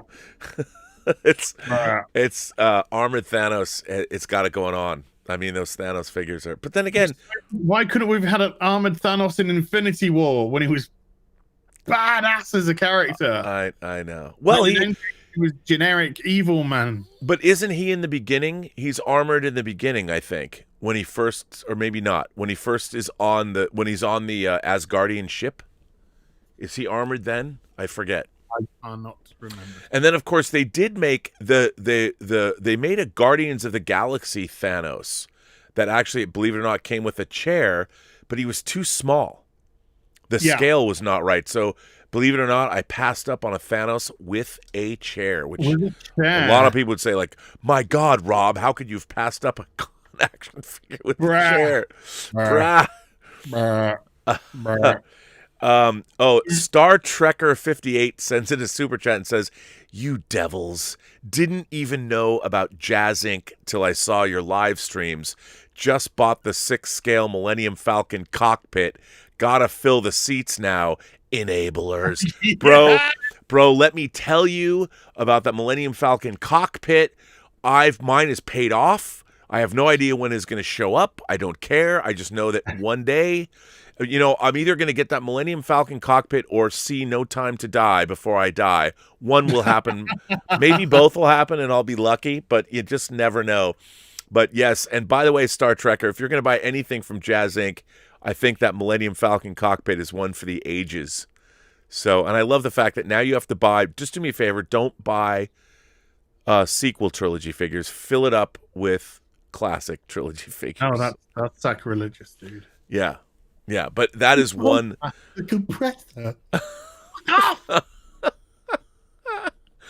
So wait, did you buy it? Did you buy something? I'm waiting to know. I am not admitting to anything. all I can say is, oh, you can't share screen. All I can say is I'm looking at Infinity War Thanos and trying so hard not to pull the trigger. Norwegian Kryptonian sends in a super chat and says, "Last time I saw you two, $700 jumped out of my credit card and into Hot Toys bank account. Bugger. Laugh out loud." Our job's finished then. Yeah. Well, Hot Toys, come on. Can you please get in touch? yeah, come on, man. We need to talk. Actually, we should have people send us verification of their receipts. And they can cut out, or they can use a Sharpie with their pertinent information. But we should start racking up about how many sales this program will be directly responsible for. Yeah, let's get some bottom line. And maybe they can slide us a little gratefulness at the end of every month. Yes. Come on, just a little bit. Come on, Hot Toys. Send it to us. You want it. Speaking of that, bro. I do have something I've never opened. Ooh! And I have it sitting here. Ooh. Yeah. Well, we can't have that now, can we? Oh, the 1 in 4. Oh, yeah. The 1 in 4 Vader. Quarter scale Vader, brah. Quarter scale Vader. Bruh. I've never opened this. Never opened it. Shit. Should I? Should I open this? Yes, you should. Get a full camera on that as well. Yeah, it'll take me a minute to to situate myself. I mean, look at this. Like, I can do this. Like, hey everyone, look at this quarter scale Vader. Yeah. All right, check it out. Yeah. So, but yeah, this is the. Okay, yeah, that angle. Nice, because there's Wolf as well. Hi, Wolf. I know, right? The isn't that great? I without the graphic, you can see the whole, the whole, yeah. Wolf is on top of my Friday the 13th box set, but he looks great illuminated like that too. I mean, yeah. So. Yeah, it's good. Yeah, the light. I mean, light is hitting him in a good way. The problem is, this is so. I don't have any room. I mean, it's so cumbersome to open this up. The way it's. Hang on, the way it slides out like this. Having got a quarter scale with the Batman Begins. Oh yeah, but the thing is, yeah, somebody said quite rightly in the chat, you can't tease them. You can't show the top, and then. Now it's got to come out. You see, you can't cock tease the crowd. Okay, that's gonna be. You got it. Oh. So all the noises, all the sound effects. I know, right? So okay, I'll take the. What's cool? I love these quarter scale boxes because you slide out you slide it out. So all right, so let's take a gander at the front here. The front's a little. You got this, right? And then this pops off. Oop. Oh my god, dude. This is dope. Of course it is. So yeah, let me go. Oh my god. Wow. I here, let me I'll go well no, it's fine. So go full screen. Go full screen. Well, it's because it won't zoom in further. I mean, I can zoom in further. Here, if I go full screen, here I'll go full screen like this. See, I still got the graphics up there, but what I can do is here. This is what I'll do. Let me go here and let's do this and hang on. Hang on. There we go, and we'll zoom it in even more. So look at this here. Check this out. Okay, so I've zoomed in. Now, wow, dude, this is pretty amazing. Yeah, this is really my God, this is an unbelievable figure. First of all, he's really heavy. No, that would be bad. So it does come with this second head sculpt. That this would be Sebastian Shaw, but I guess they kind of made it look like a hybrid. The detail on this head is pretty astonishing. It's pretty great. So, yeah. So, gosh. Again, I've got this gigantic box that I have to deal with. Here, I'll just put this here for the time being. So here is the helmet. I don't even know how this comes off. It's you gotta pop. Oh, I see. Wow, dude, look at this. This is amazing. So, yeah, see, this is tough. It's tough to do this one-handed because this. Here, I'll just. Yeah, I'm gonna put this down, and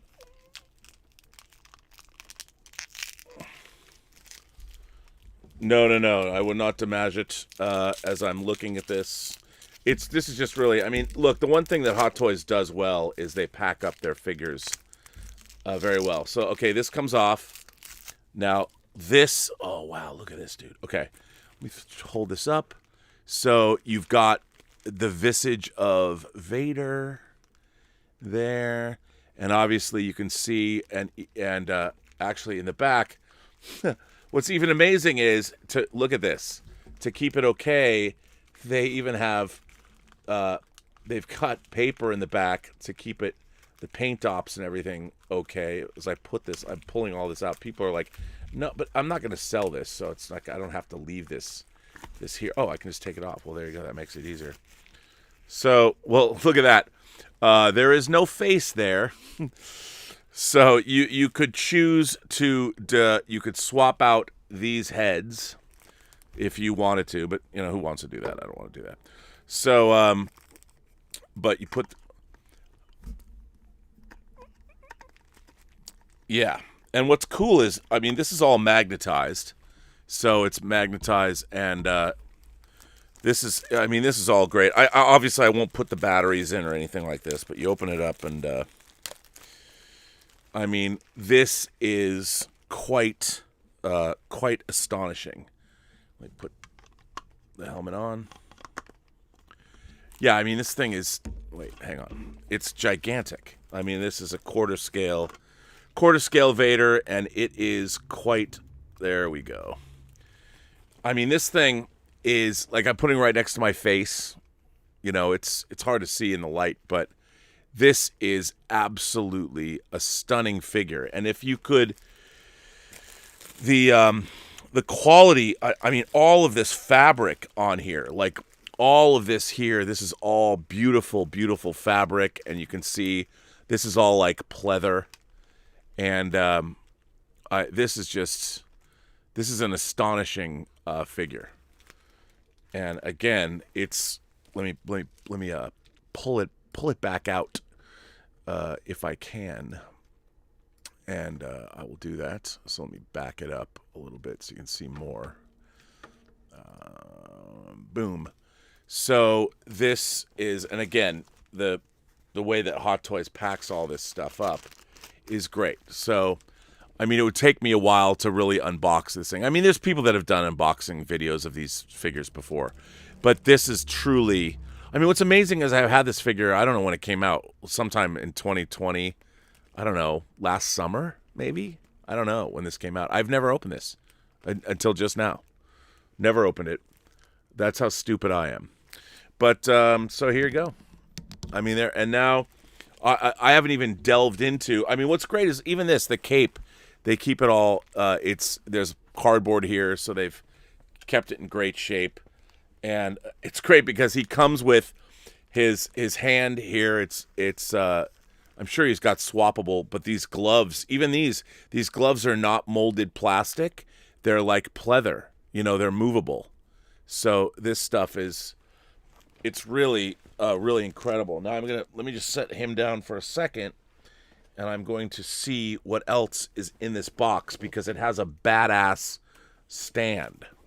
So I'm gonna open this up, and yeah, so you've got, I mean, first of all, look at this. We can't see, look at how many watch batteries it comes with. So these are all lights. So this figure lights up all of his stuff on his chest, and it comes with a very like a Death Star base. I'm sure this lights up as well. And you've got 1, 2, 3, 4, 5, 6. Yeah, these are all. Yeah, I think it's Empire. Would it be Empire? Yeah, that's because that's when you saw it. It has to be Empire. But so the stand is here and it lights up. So this is a very beefy figure, and I'm very much looking forward to getting him out of the box. I know, right? So there you go, folks. I've unboxed my Vader on our show, and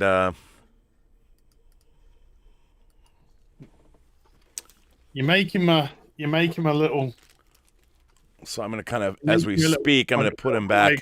Go, you know, he's like, oof, he's a big boy. I thought I was a big boy, but then a 1 in 4 came along. Come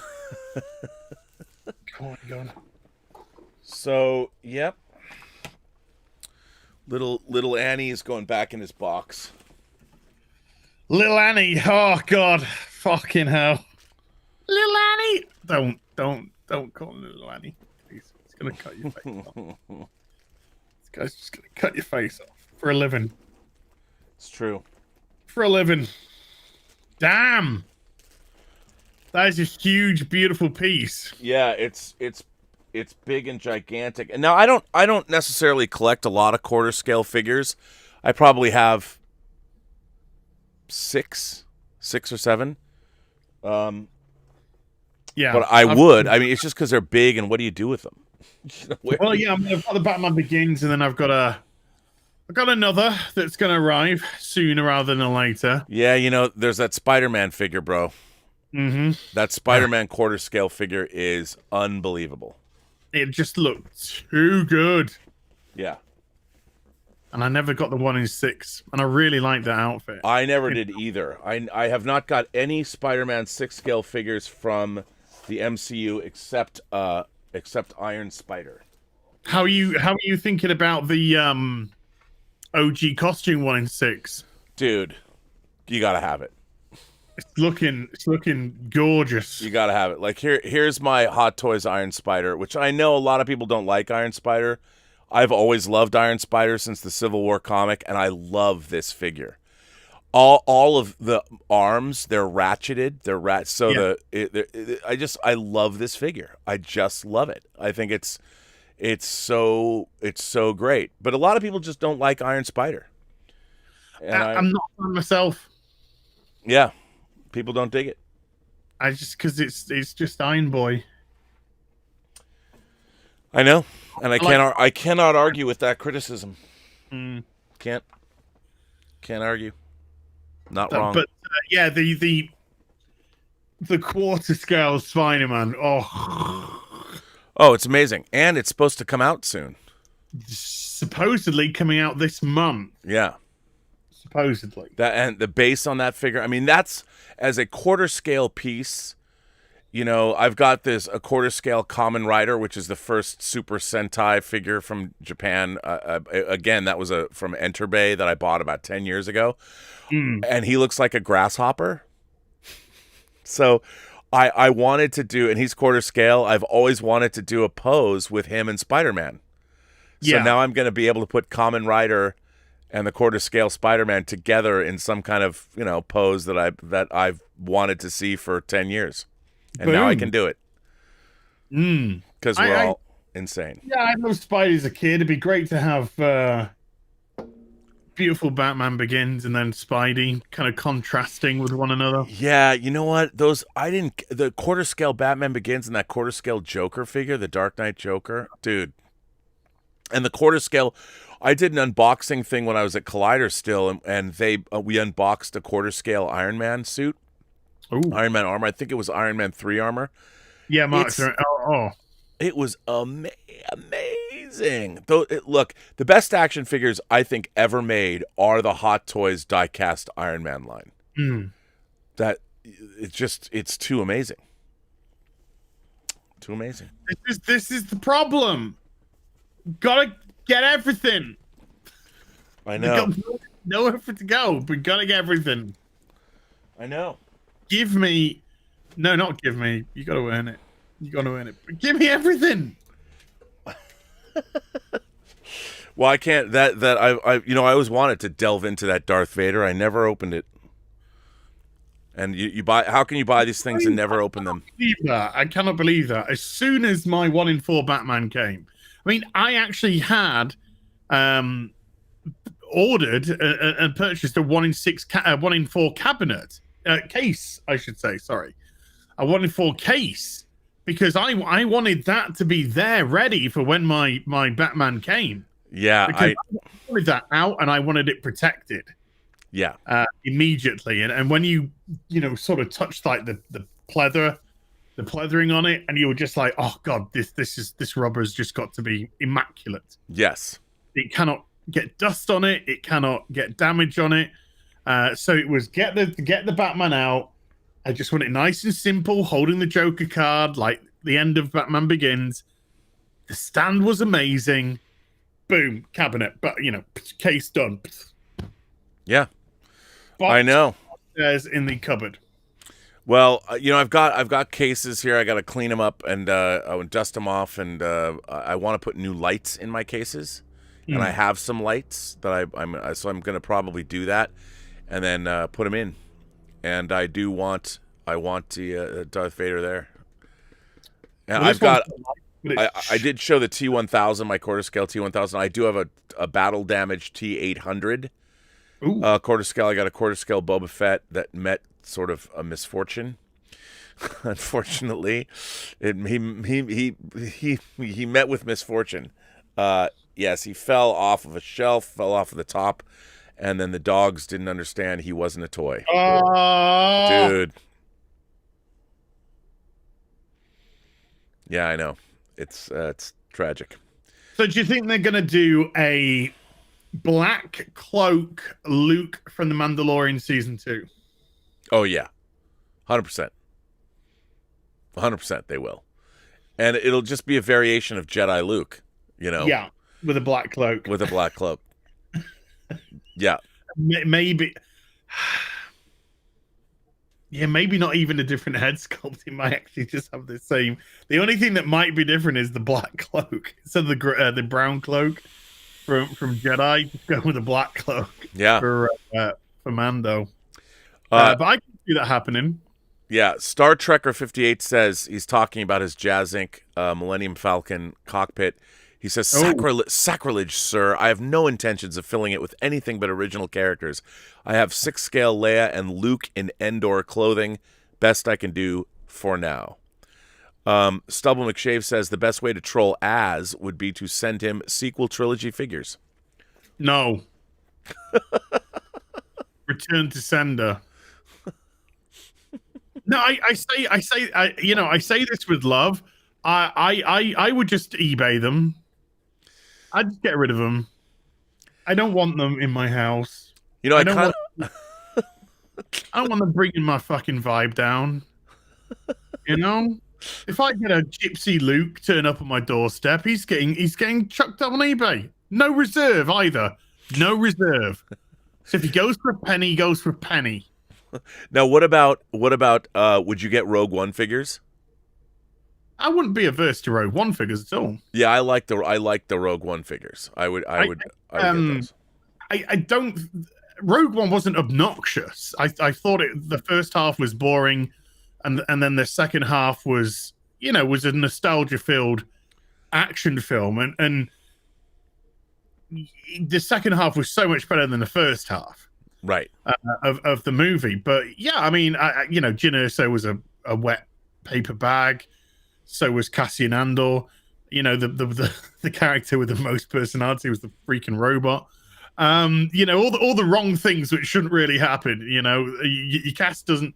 But I love the two Chinese dudes. They were great. They're great. And pretty much that was it. But that ending is that second half is when you get onto that planet. That's just brutal. It just gets brutal. Yeah, I love one of the great space battles in all of Star Wars. The the Battle of Scarif is so cool. I mean, I love all of that. It's great stuff. I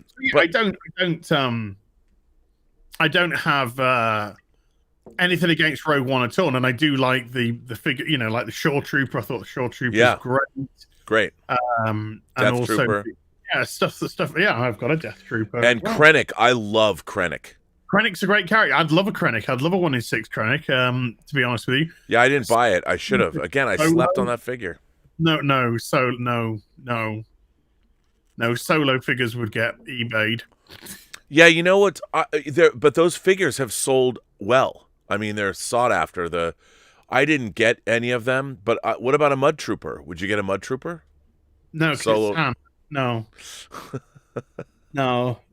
I honestly wanted to throw myself at the TV when I watched Solo. I thought it was not just boring, but it was. I can't really say what I'm going to say because it's on your channel. I would have said it was on my channel, but I won't say it because it's on your channel. No, you can say it. Let's just say, I'll say it in a nicer way, Robert. Let's just say it felt like I was watching somebody anally rape Han Solo. And it was just like, it was just desecration. And I was getting mad. I was getting mad at this terrible actor making a terrible job of playing an amazing character. And it was actually making me mad. The film made me mad. And then having to deal with the insufferable robot and Lando going pando with his machinery. And no, I just leave your degeneracy alone, please. I have no interest in it. It's meant to be Star Wars and it's meant to be fun for kids, not this guy sticks his dick in a robot.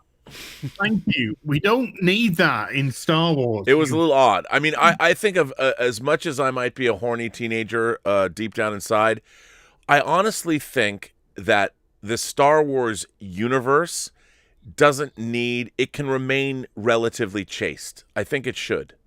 I'm lusting after Leia. I'm not lusting after a robot that looks like a clothes horse. Well, I think, one of the things that I look, I'm all for inclusion and diversity, but there are some storytelling forms that I think should remain classical.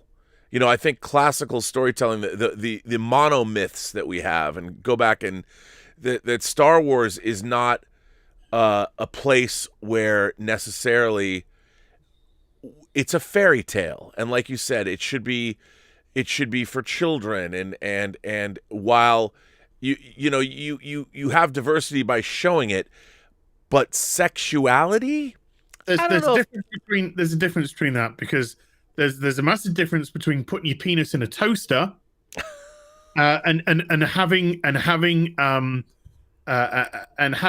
intimations that two Asian guys are actually lovers, which I thought was done very well indeed. I thought that was done very tastefully, very well. The whole Lando stuff was freakish. Yeah, I mean, and that's the thing. You can show relationships between all kinds of people, but you don't, especially something like kids can be, you can't start at too young of an age to teach people life lessons, I think. I mean, once you're born, you're going to die. So, but you don't have to inundate kids who are 5, 6, 7, 8, 9 with notions of sexuality yet. No. Preserve innocence for a while. And I think that's important. I think it's important. It's just like, I think it's important to believe in Santa Claus when you're a certain age. I don't think any child should be robbed of being an imagination connoisseur at a young age. I think, the idea of being able to believe in Santa Claus. Look, Santa Claus doesn't exist. And there are some people that are like, why would you make somebody? Because I think cultivating imagination is important. I am an evangelist of imagination. Yes. And I think that it is important. Like when I was a kid, I was unaware of sexuality as a young boy. And I don't think like when Captain Kirk kissed girls. I mean, I knew that. I didn't go yuck. I'm like, I want to kiss a girl too. I was like 6.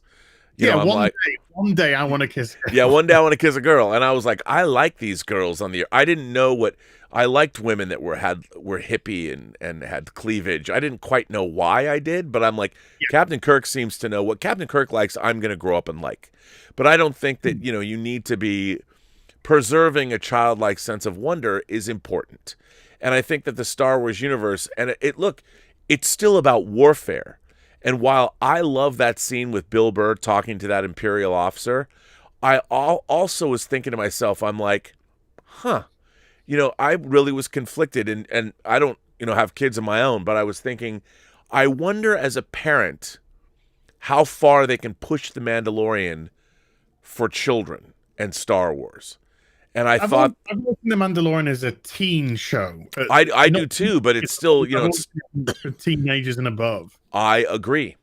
And I thought that's why it was interesting because Star Wars, to me, the original Star Wars, was so classical, and it didn't bother me that you have a princess and a farm boy and a charming rogue and a veteran of a foreign war, all these guys together. But I still felt it was universal. It could appeal to a 4-year-old and a 40-year-old equally, but I think that as we move forward, it's tough because as you want to make something appeal like The Mandalorian to kids and adults, where do you draw the line? I'm not actually convinced that Favreau is trying to appeal to kids with The Mandalorian. I'm truly not. I think Favreau is actually trying to appeal to us. Right, I agree. Now, but is that what about like if you were a parent and you had like an 8-year-old, would you let him watch Mandalorian? See, I wouldn't care, but would you? No, 8 years old, I'd probably say no. I'd probably say too young. I'd let my 12-year-old, I'd say, maybe 11-year-old, 11 or 12, watch The Mandalorian, but I think they'd have to hit double digits at least. Right. At least to watch The Mandalorian. But I think single digits is like my nephew's going to be 8 in a few months' time, and I would love to watch Star Wars with him, A New Hope. But I think I would actually be a little bit more concerned for Return of the Jedi, for The Empire Strikes Back. I don't know if he'd be old enough for that, 8 years old. But I would love to watch Star Wars with him. Yeah. But I think The Mandalorian is too much at that age. I would say 4 more years. That's probably fair. That's probably fair. This is just, my. Well, one of the things I always thought was funny in 1979, Christmas of '79, Kenner made an 18-inch alien figure. And it had jaws that came out. As a matter of fact, I'm going to find this because it's now this was something that I thought was always strange. And Kenner made this toy. This was an R-rated movie. All right, yeah, I've got to get a picture. Like, okay, here is. Let's see, I can find the box. Yeah, so and they made it for kids. Oh, and there's even a. I'll put this. There's an article in here. In 1979, alien toy that was too terrifying for kids to play with. Here's an article about it. If you've never seen it, I watched. How old was I when I watched Aliens? I was. Well, I remember when I say as a kid, I think I was about 10 years old when I got the Alien Annual for Christmas. Oh yeah. Which was the Alien movie in annual format, and that scared me enough. And then I watched Aliens when I was about 11 years old, and scared the shit out of me. Yeah. Absolutely. I was hiding behind cushions left, right, and center when I was watching that at that age. But there again, I watched RoboCop when I was 11, and we all loved it. Dude. It was a big group of us. It was his 11-year-old birthday party, and the parents got us RoboCop to watch. It was great. Here, wait a minute. This is, I don't know if I can get the sound on here, but look at this. So here's a commercial for the Alien toy that was available for Christmas in 1979. And and it was like, this is an R-rated movie. And how these kids couldn't even go. And the head, it had the jaws that came out. I mean, this is a Giger doing his psychosexual biomechanical alien figure, and they were selling this to kids. And so that was available in 79. It was an R-rated movie, you know, and of course my parents bought me one, and it was the greatest. It had a really sturdy tail, and you could hang it from like the ceiling. You could have a hook and hang it. Nuts. That's the craziest thing I've ever seen. 1979, dude. 1979. Wow. You tell me the world hasn't regressed after watching that advert. Well, I know the world has regressed, and I love the fact that they were marketing this. They took an R-rated, a thing that began its life cycle as the face hugger. Basically, the face hugger rapes a person and then implants their egg, and then the egg hatches and bursts through can you imagine, like, what was Kenner Toys thinking? Where was the brain trust that said, we're going to take this creature with one of the most visceral or viscous the life cycles of any creature, and we're going to sell it to kids for Christmas? But yeah, you have a Ripley with her armored cargo lifter. Yeah, well, that stuff's cool. You know, for kids, it's like, oh, a robot. You know, Aliens didn't have the kind of, you know, Lovecraftian-esque horror of the first Alien. At least it was more of an action movie. The first one is a rough film. I mean, it's great, absolutely amazing film, but it's rough if you're, 10 years old. Oh yeah, and then you're just screaming. Absolutely screaming and hiding and running away. My mum, who wasn't in the best of mental health at the time, made us all watch One Flew Over the Cuckoo's Nest when we were about 8 and took all the cushions away so we couldn't hide behind cushions. I like your mom. She's my kind of woman. Yeah. So that was... I've never been the same since. Did you have a favorite mentally disturbed character, like young Danny DeVito or Brad Dourif? I was massively into Jack Nicholson, and then at the end when he was lobotomized and the guy just killed him. By the way, we have a letter. Out and ran away. It's just like forget that. What about the Indian? The Indian character. He was good. I liked him, but there's conflicted ending because you knew who's putting him out of his misery. I know, but at the same time, you were just like, oh, you just killed John Nicholson.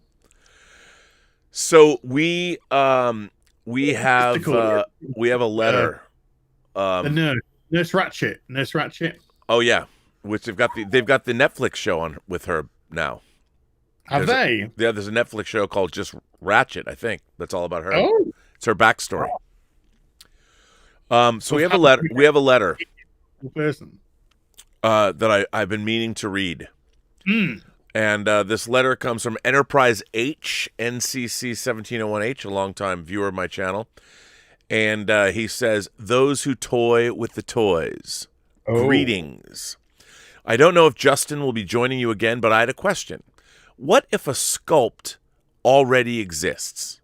That refers back to when we had Justin on 2 weeks ago and talked about the rights and money for getting a likeness for someone.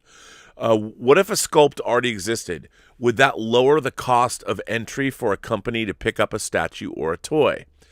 The never-aired Season 4 of Enterprise spawned the coolest sculpt. Could I have your thoughts on it and whether you consider purchasing it, gentlemen?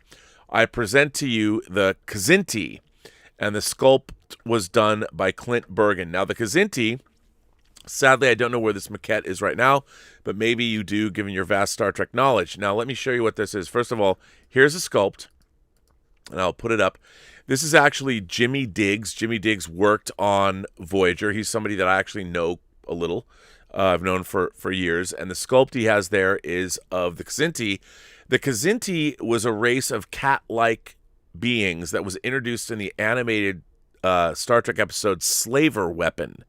Now, Jimmy Diggs was actually working on a Star Trek project that starred the Kzinti that he was trying to get made.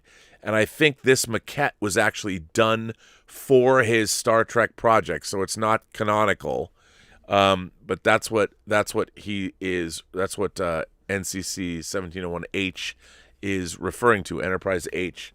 Now, I don't think that was ever, it's not a canonical, nor is it an official sculpt, but it could be. I mean, I loved even the design of the Kzinti in the animated series episode Slaver Weapon, which, by the way, what's interesting about that is they're created by Larry Niven, the science fiction author who wrote that episode, but they came from his previously existing, his known space book series.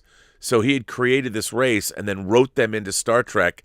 So I don't know how the Kzinti would work because they're not, I don't know how the ownership is in terms of Star Trek. I don't know if they could be officially released, but I mean, I could call Jimmy Diggs and say, hey man, let's make a statue of your maquette. But I don't know if we could get away with selling it because you have Star Trek and Larry Niven to deal with. So I don't know. Yeah. Well, that would depend whether or not they have the rights on the character. Yeah. But yeah, I mean, I thought that model looked great. Yeah, it's really cool. It actually looked better than the Apex Predator I saw in another recent. I mean, I love the Kzinti design. I thought the Kzinti design was great in Slaver Weapon. I loved it. The chuffed captain with the helmet. Like I could actually find it. So for those of people who don't know, that what we're talking about, let me put up an image of the chuffed captain from Star Trek. It's not a very big image, so I'll put it up. But I mean, I always wanted an action figure of this character, and no one really ever made one, and no one's ever made one. I would have thought like Playmates Toys would have done like an animated series line of figures, but they never did. Like I always kind of wanted them to. So in the animated Star Trek, let me get this. Here we go. This is what it looks like. So that is the Kzinti captain in his spacesuit. And the Kzinti are characters that, again, were created by author Larry Niven in his known space series that he put in a Star Trek episode. And the episode's called Slaver Weapon. And it's one of my favorite episodes of the animated series, of the original animated Star Trek series. So there you go. I wouldn't mind getting a figure like that. Well, didn't Lower Decks have a Kzinti on there? Yes. Well, there was Lieutenant Morass's character. They had his or her race. They had other those are Caitians. Right. Caitians. And we saw like a Caitian in Star Trek V, The Final Frontier. So, but they're different from the Kzinti. Where do we see that? I just watched that yesterday. She was like dancing in the bar, like on the table. Yes. Yeah. She did 3 tits before Total Recall did it. Yes. Yeah, that was God. Yeah, that was maybe that's why I forgot about it. There was a really weird bit when she jumps on Kirk when they get into town. and he literally just throws her into the literal pool table. Right. And there was no electrics or anything, and she just lands in it face down, looks dead. It's just like, he just threw her 2 foot into a pool, and now she's just been like, I'm dead? Maybe she was just knocked out. That whole character was very weird. Yes, a lot of Star Trek V is very, very weird. Yeah, but some of it's really good, though. I know. The stuff with Dr. McCoy and his father. Oh, I know. I mean, it's such a... It is to coin, unfortunately, a cliche, but it's true. It's such a roller coaster of a film. Yeah, because it goes from the sublime to the ridiculous. Yeah, and there are some just tremendous moments in Star Trek V, but there are some you just like wildly divergent in tone. Yes. Yeah, but the stuff with McCoy and his father was just like, wow. Yeah, that's some pretty heady stuff going. We're talking, euthanasia. We're talking about dying with dignity. That was kind of a debate before that was a debate, really. No, it was good stuff. Yeah, it was. And when DeForest Kelly's just like, "Don't do this to me." Yeah, before it even starts. Oh man, yeah. There's some good stuff. There's some pretty bad stuff in that film. Well, listen, I have to go move over to another stream, my own show that I couldn't get on yesterday. They wouldn't let me on. I know. You got kicked off your own stream. I got kicked on my own stream. This stream has stayed strong, so maybe they've alleviated the problem. Yes. I think, like I said, I think it was just a problem for a couple, Monday, Tuesday. Yeah. Well, I really want to know, dude, how come you haven't opened up? When do we get to see your Battle of the Planet statue? Like, when are you going to take the plunge? I'm hoping that Mark's going to be here for next Wednesday. Are you sure?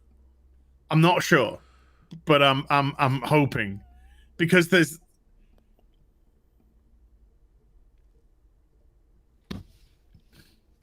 huge Siri, there's huge Mark, there's Robin, and I've got to make sure that they are safe here. And not in a position to be knocked or fall over. Right. Well, because inquiring minds want to know. I want to see I'm sort of debating about whether or not this should move, and then Mark come on here, and I got to work some shit out. I got to work out what I'm doing with this office. I think also we should make a call to our viewers who watch our show. We want to see your toys.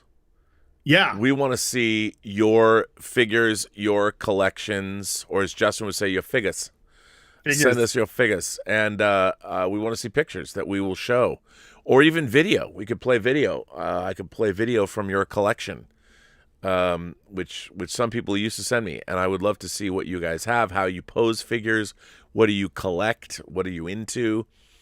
And I think we should give a special prize for the oldest person who sends in. Like, are there people older than me that collect action figures? Like, my friend Jeff Bond's older than me, and he has a gigantic garage full of spaceship models. That's the most amazing thing in the world. Did you watch the video on the Star Trek auction? Oh, yeah. The Christie's auction? Yeah. Oh, yeah. Yeah, dude. Amazing. I actually have a hardcover program for that auction, and I have a list of all the prices I printed out from the internet to look at them and go, oh boy. So yeah, there's some amazing stuff there. And I with a D in it. And I'm just I know. And you know who bought that was Paul Allen. You know who co-founded Microsoft, bought the D model, and it was he spent $500,000 on it. Drop in the bucket. Just do a few more live streams, dude. Just a few more live streams. A couple more live streams, and I'll be there. And it's great. I keep thinking, do you ever see the Robert De Niro movie Ronin? Where it was set in there's a character that Michael Lonsdale plays who is Hugo Drax in Moonraker, but he's in Ronin. And there's a scene where he's painting like lead miniatures.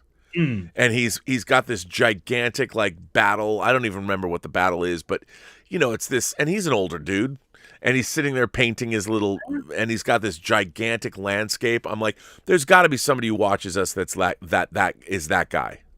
Like, I want to. There's the military enthusiasts, who like to do different, moments in historical war. What about Warhammer? I want to see somebody who has an incredible Warhammer display. But do you have like a whole battlefield with? Oh no, but I got painted figures. I would happily show you what I painted up. Yeah, I want to see some Warhammer models because I like Warhammer models. I'll crack open my Warhammer figures for you. Yeah, I want to see them. Okay. Because I at one point I was flirting with doing a whole Harlequin. I wanted to have a Harlequin army. When I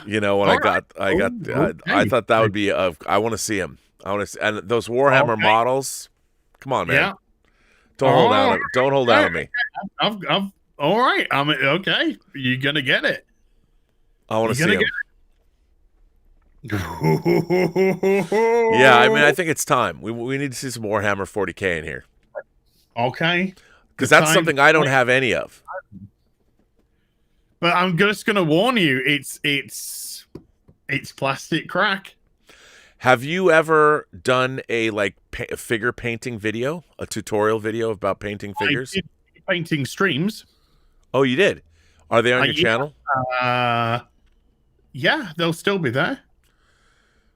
On the live video. Let me just scroll down. I don't know when the last time I did one was a while ago. I was meant to do one last Thursday with Nick Ricada, but Nick needed to reschedule. I'm gonna go watch one. So I'm just gonna. There's one. Hold on. There's which one's this?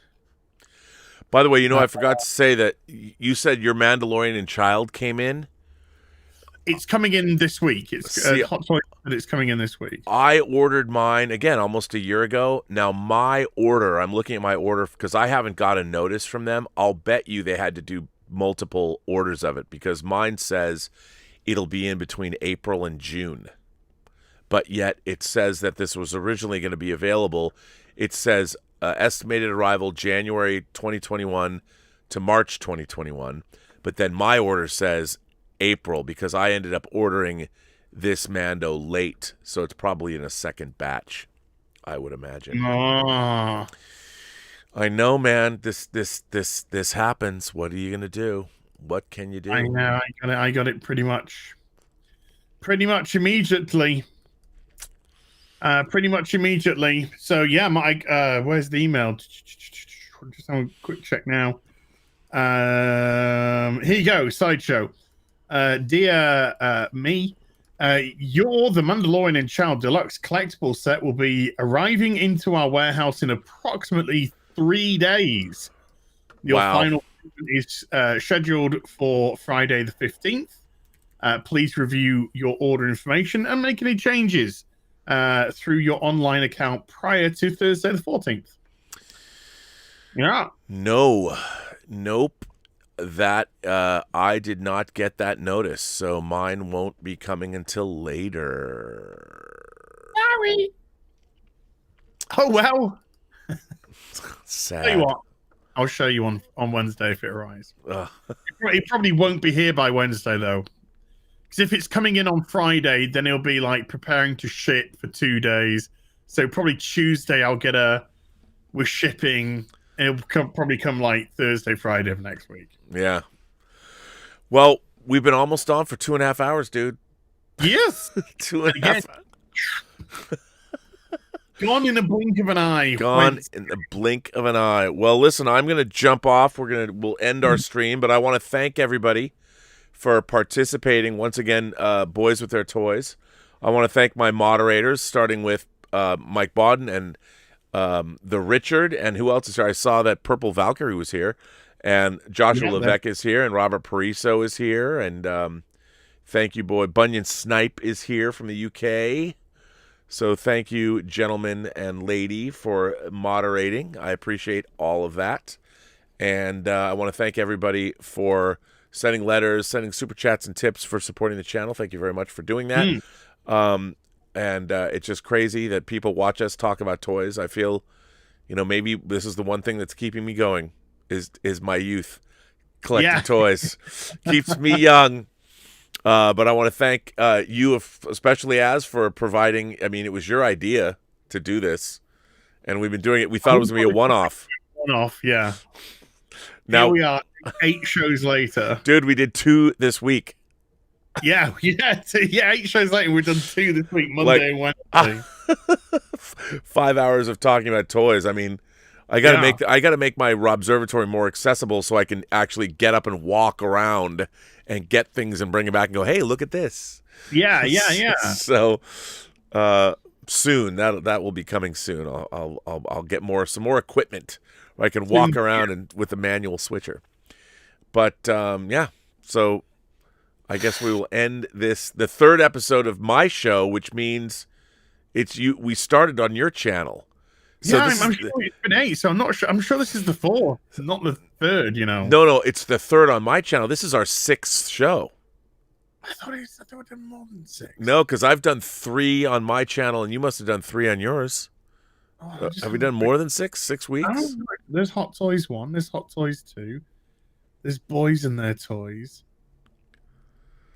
Oh, so it's 6. It is. It's 6, not 8. Yeah, 6. But still. 8. Yeah. 6 weeks during a pandemic, and we're still carrying these shows on. Yeah, it's going to be a one-off, and here we are 6 shows later. Yeah. I just like it because I keep opening more things. I don't know where I'm going to put them now, but hey, they're open. Well, but this is forcing me to be like, right, the cabinets have got to start coming up and moving places. Yeah. Because stuff's got to get put in these cabinets. I've got to shift that. See, it's forcing me to make a complete mess over there. So I'm going to be right. That's got to go. Yeah, it's got to. Yes. We'll get cleaned out. Then I can go right. Now we've got some movable space. I can bring the cabinets to build the cabinets. Stick one there. Figure out what to do with all the bloody comic shite. Maybe get rid of that one and put one there as well. So I can have one there, one there, and then one there. I'm working it out. It's crazy town. I'm working it out. So are we over here. It's gonna, now I've got another. I mean, it's such a strange thing because I look at where I'm at and I'm like, oh, now I've got Mr. Wolf over here. This is there, Mr. Wolf with the broom and of course the ever-present Swiffer that needs to be washed. But yes, there he is. He's looking pretty badass up there, though. He's looking pretty cool. So but one day we'll have to have all of this. That is a great model. It's pretty great. It's pretty awesome. But on that note, sir, now it's 2:30. I think I will be seeing you. Chinese dentist. All right, sir. I will end this stream. I want to say to everybody, remember, every person you meet has a story to tell you have yet to hear. They've also got toys that you haven't played with. Yeah, hear the stories. Ask about the toys. And all you have to do is listen, and you're never too old to play with toys. That's what I say. Okay. So on that note, we will end our episode of Fully Articulated number 3, episode 3, Classic Toys for Classic Boys.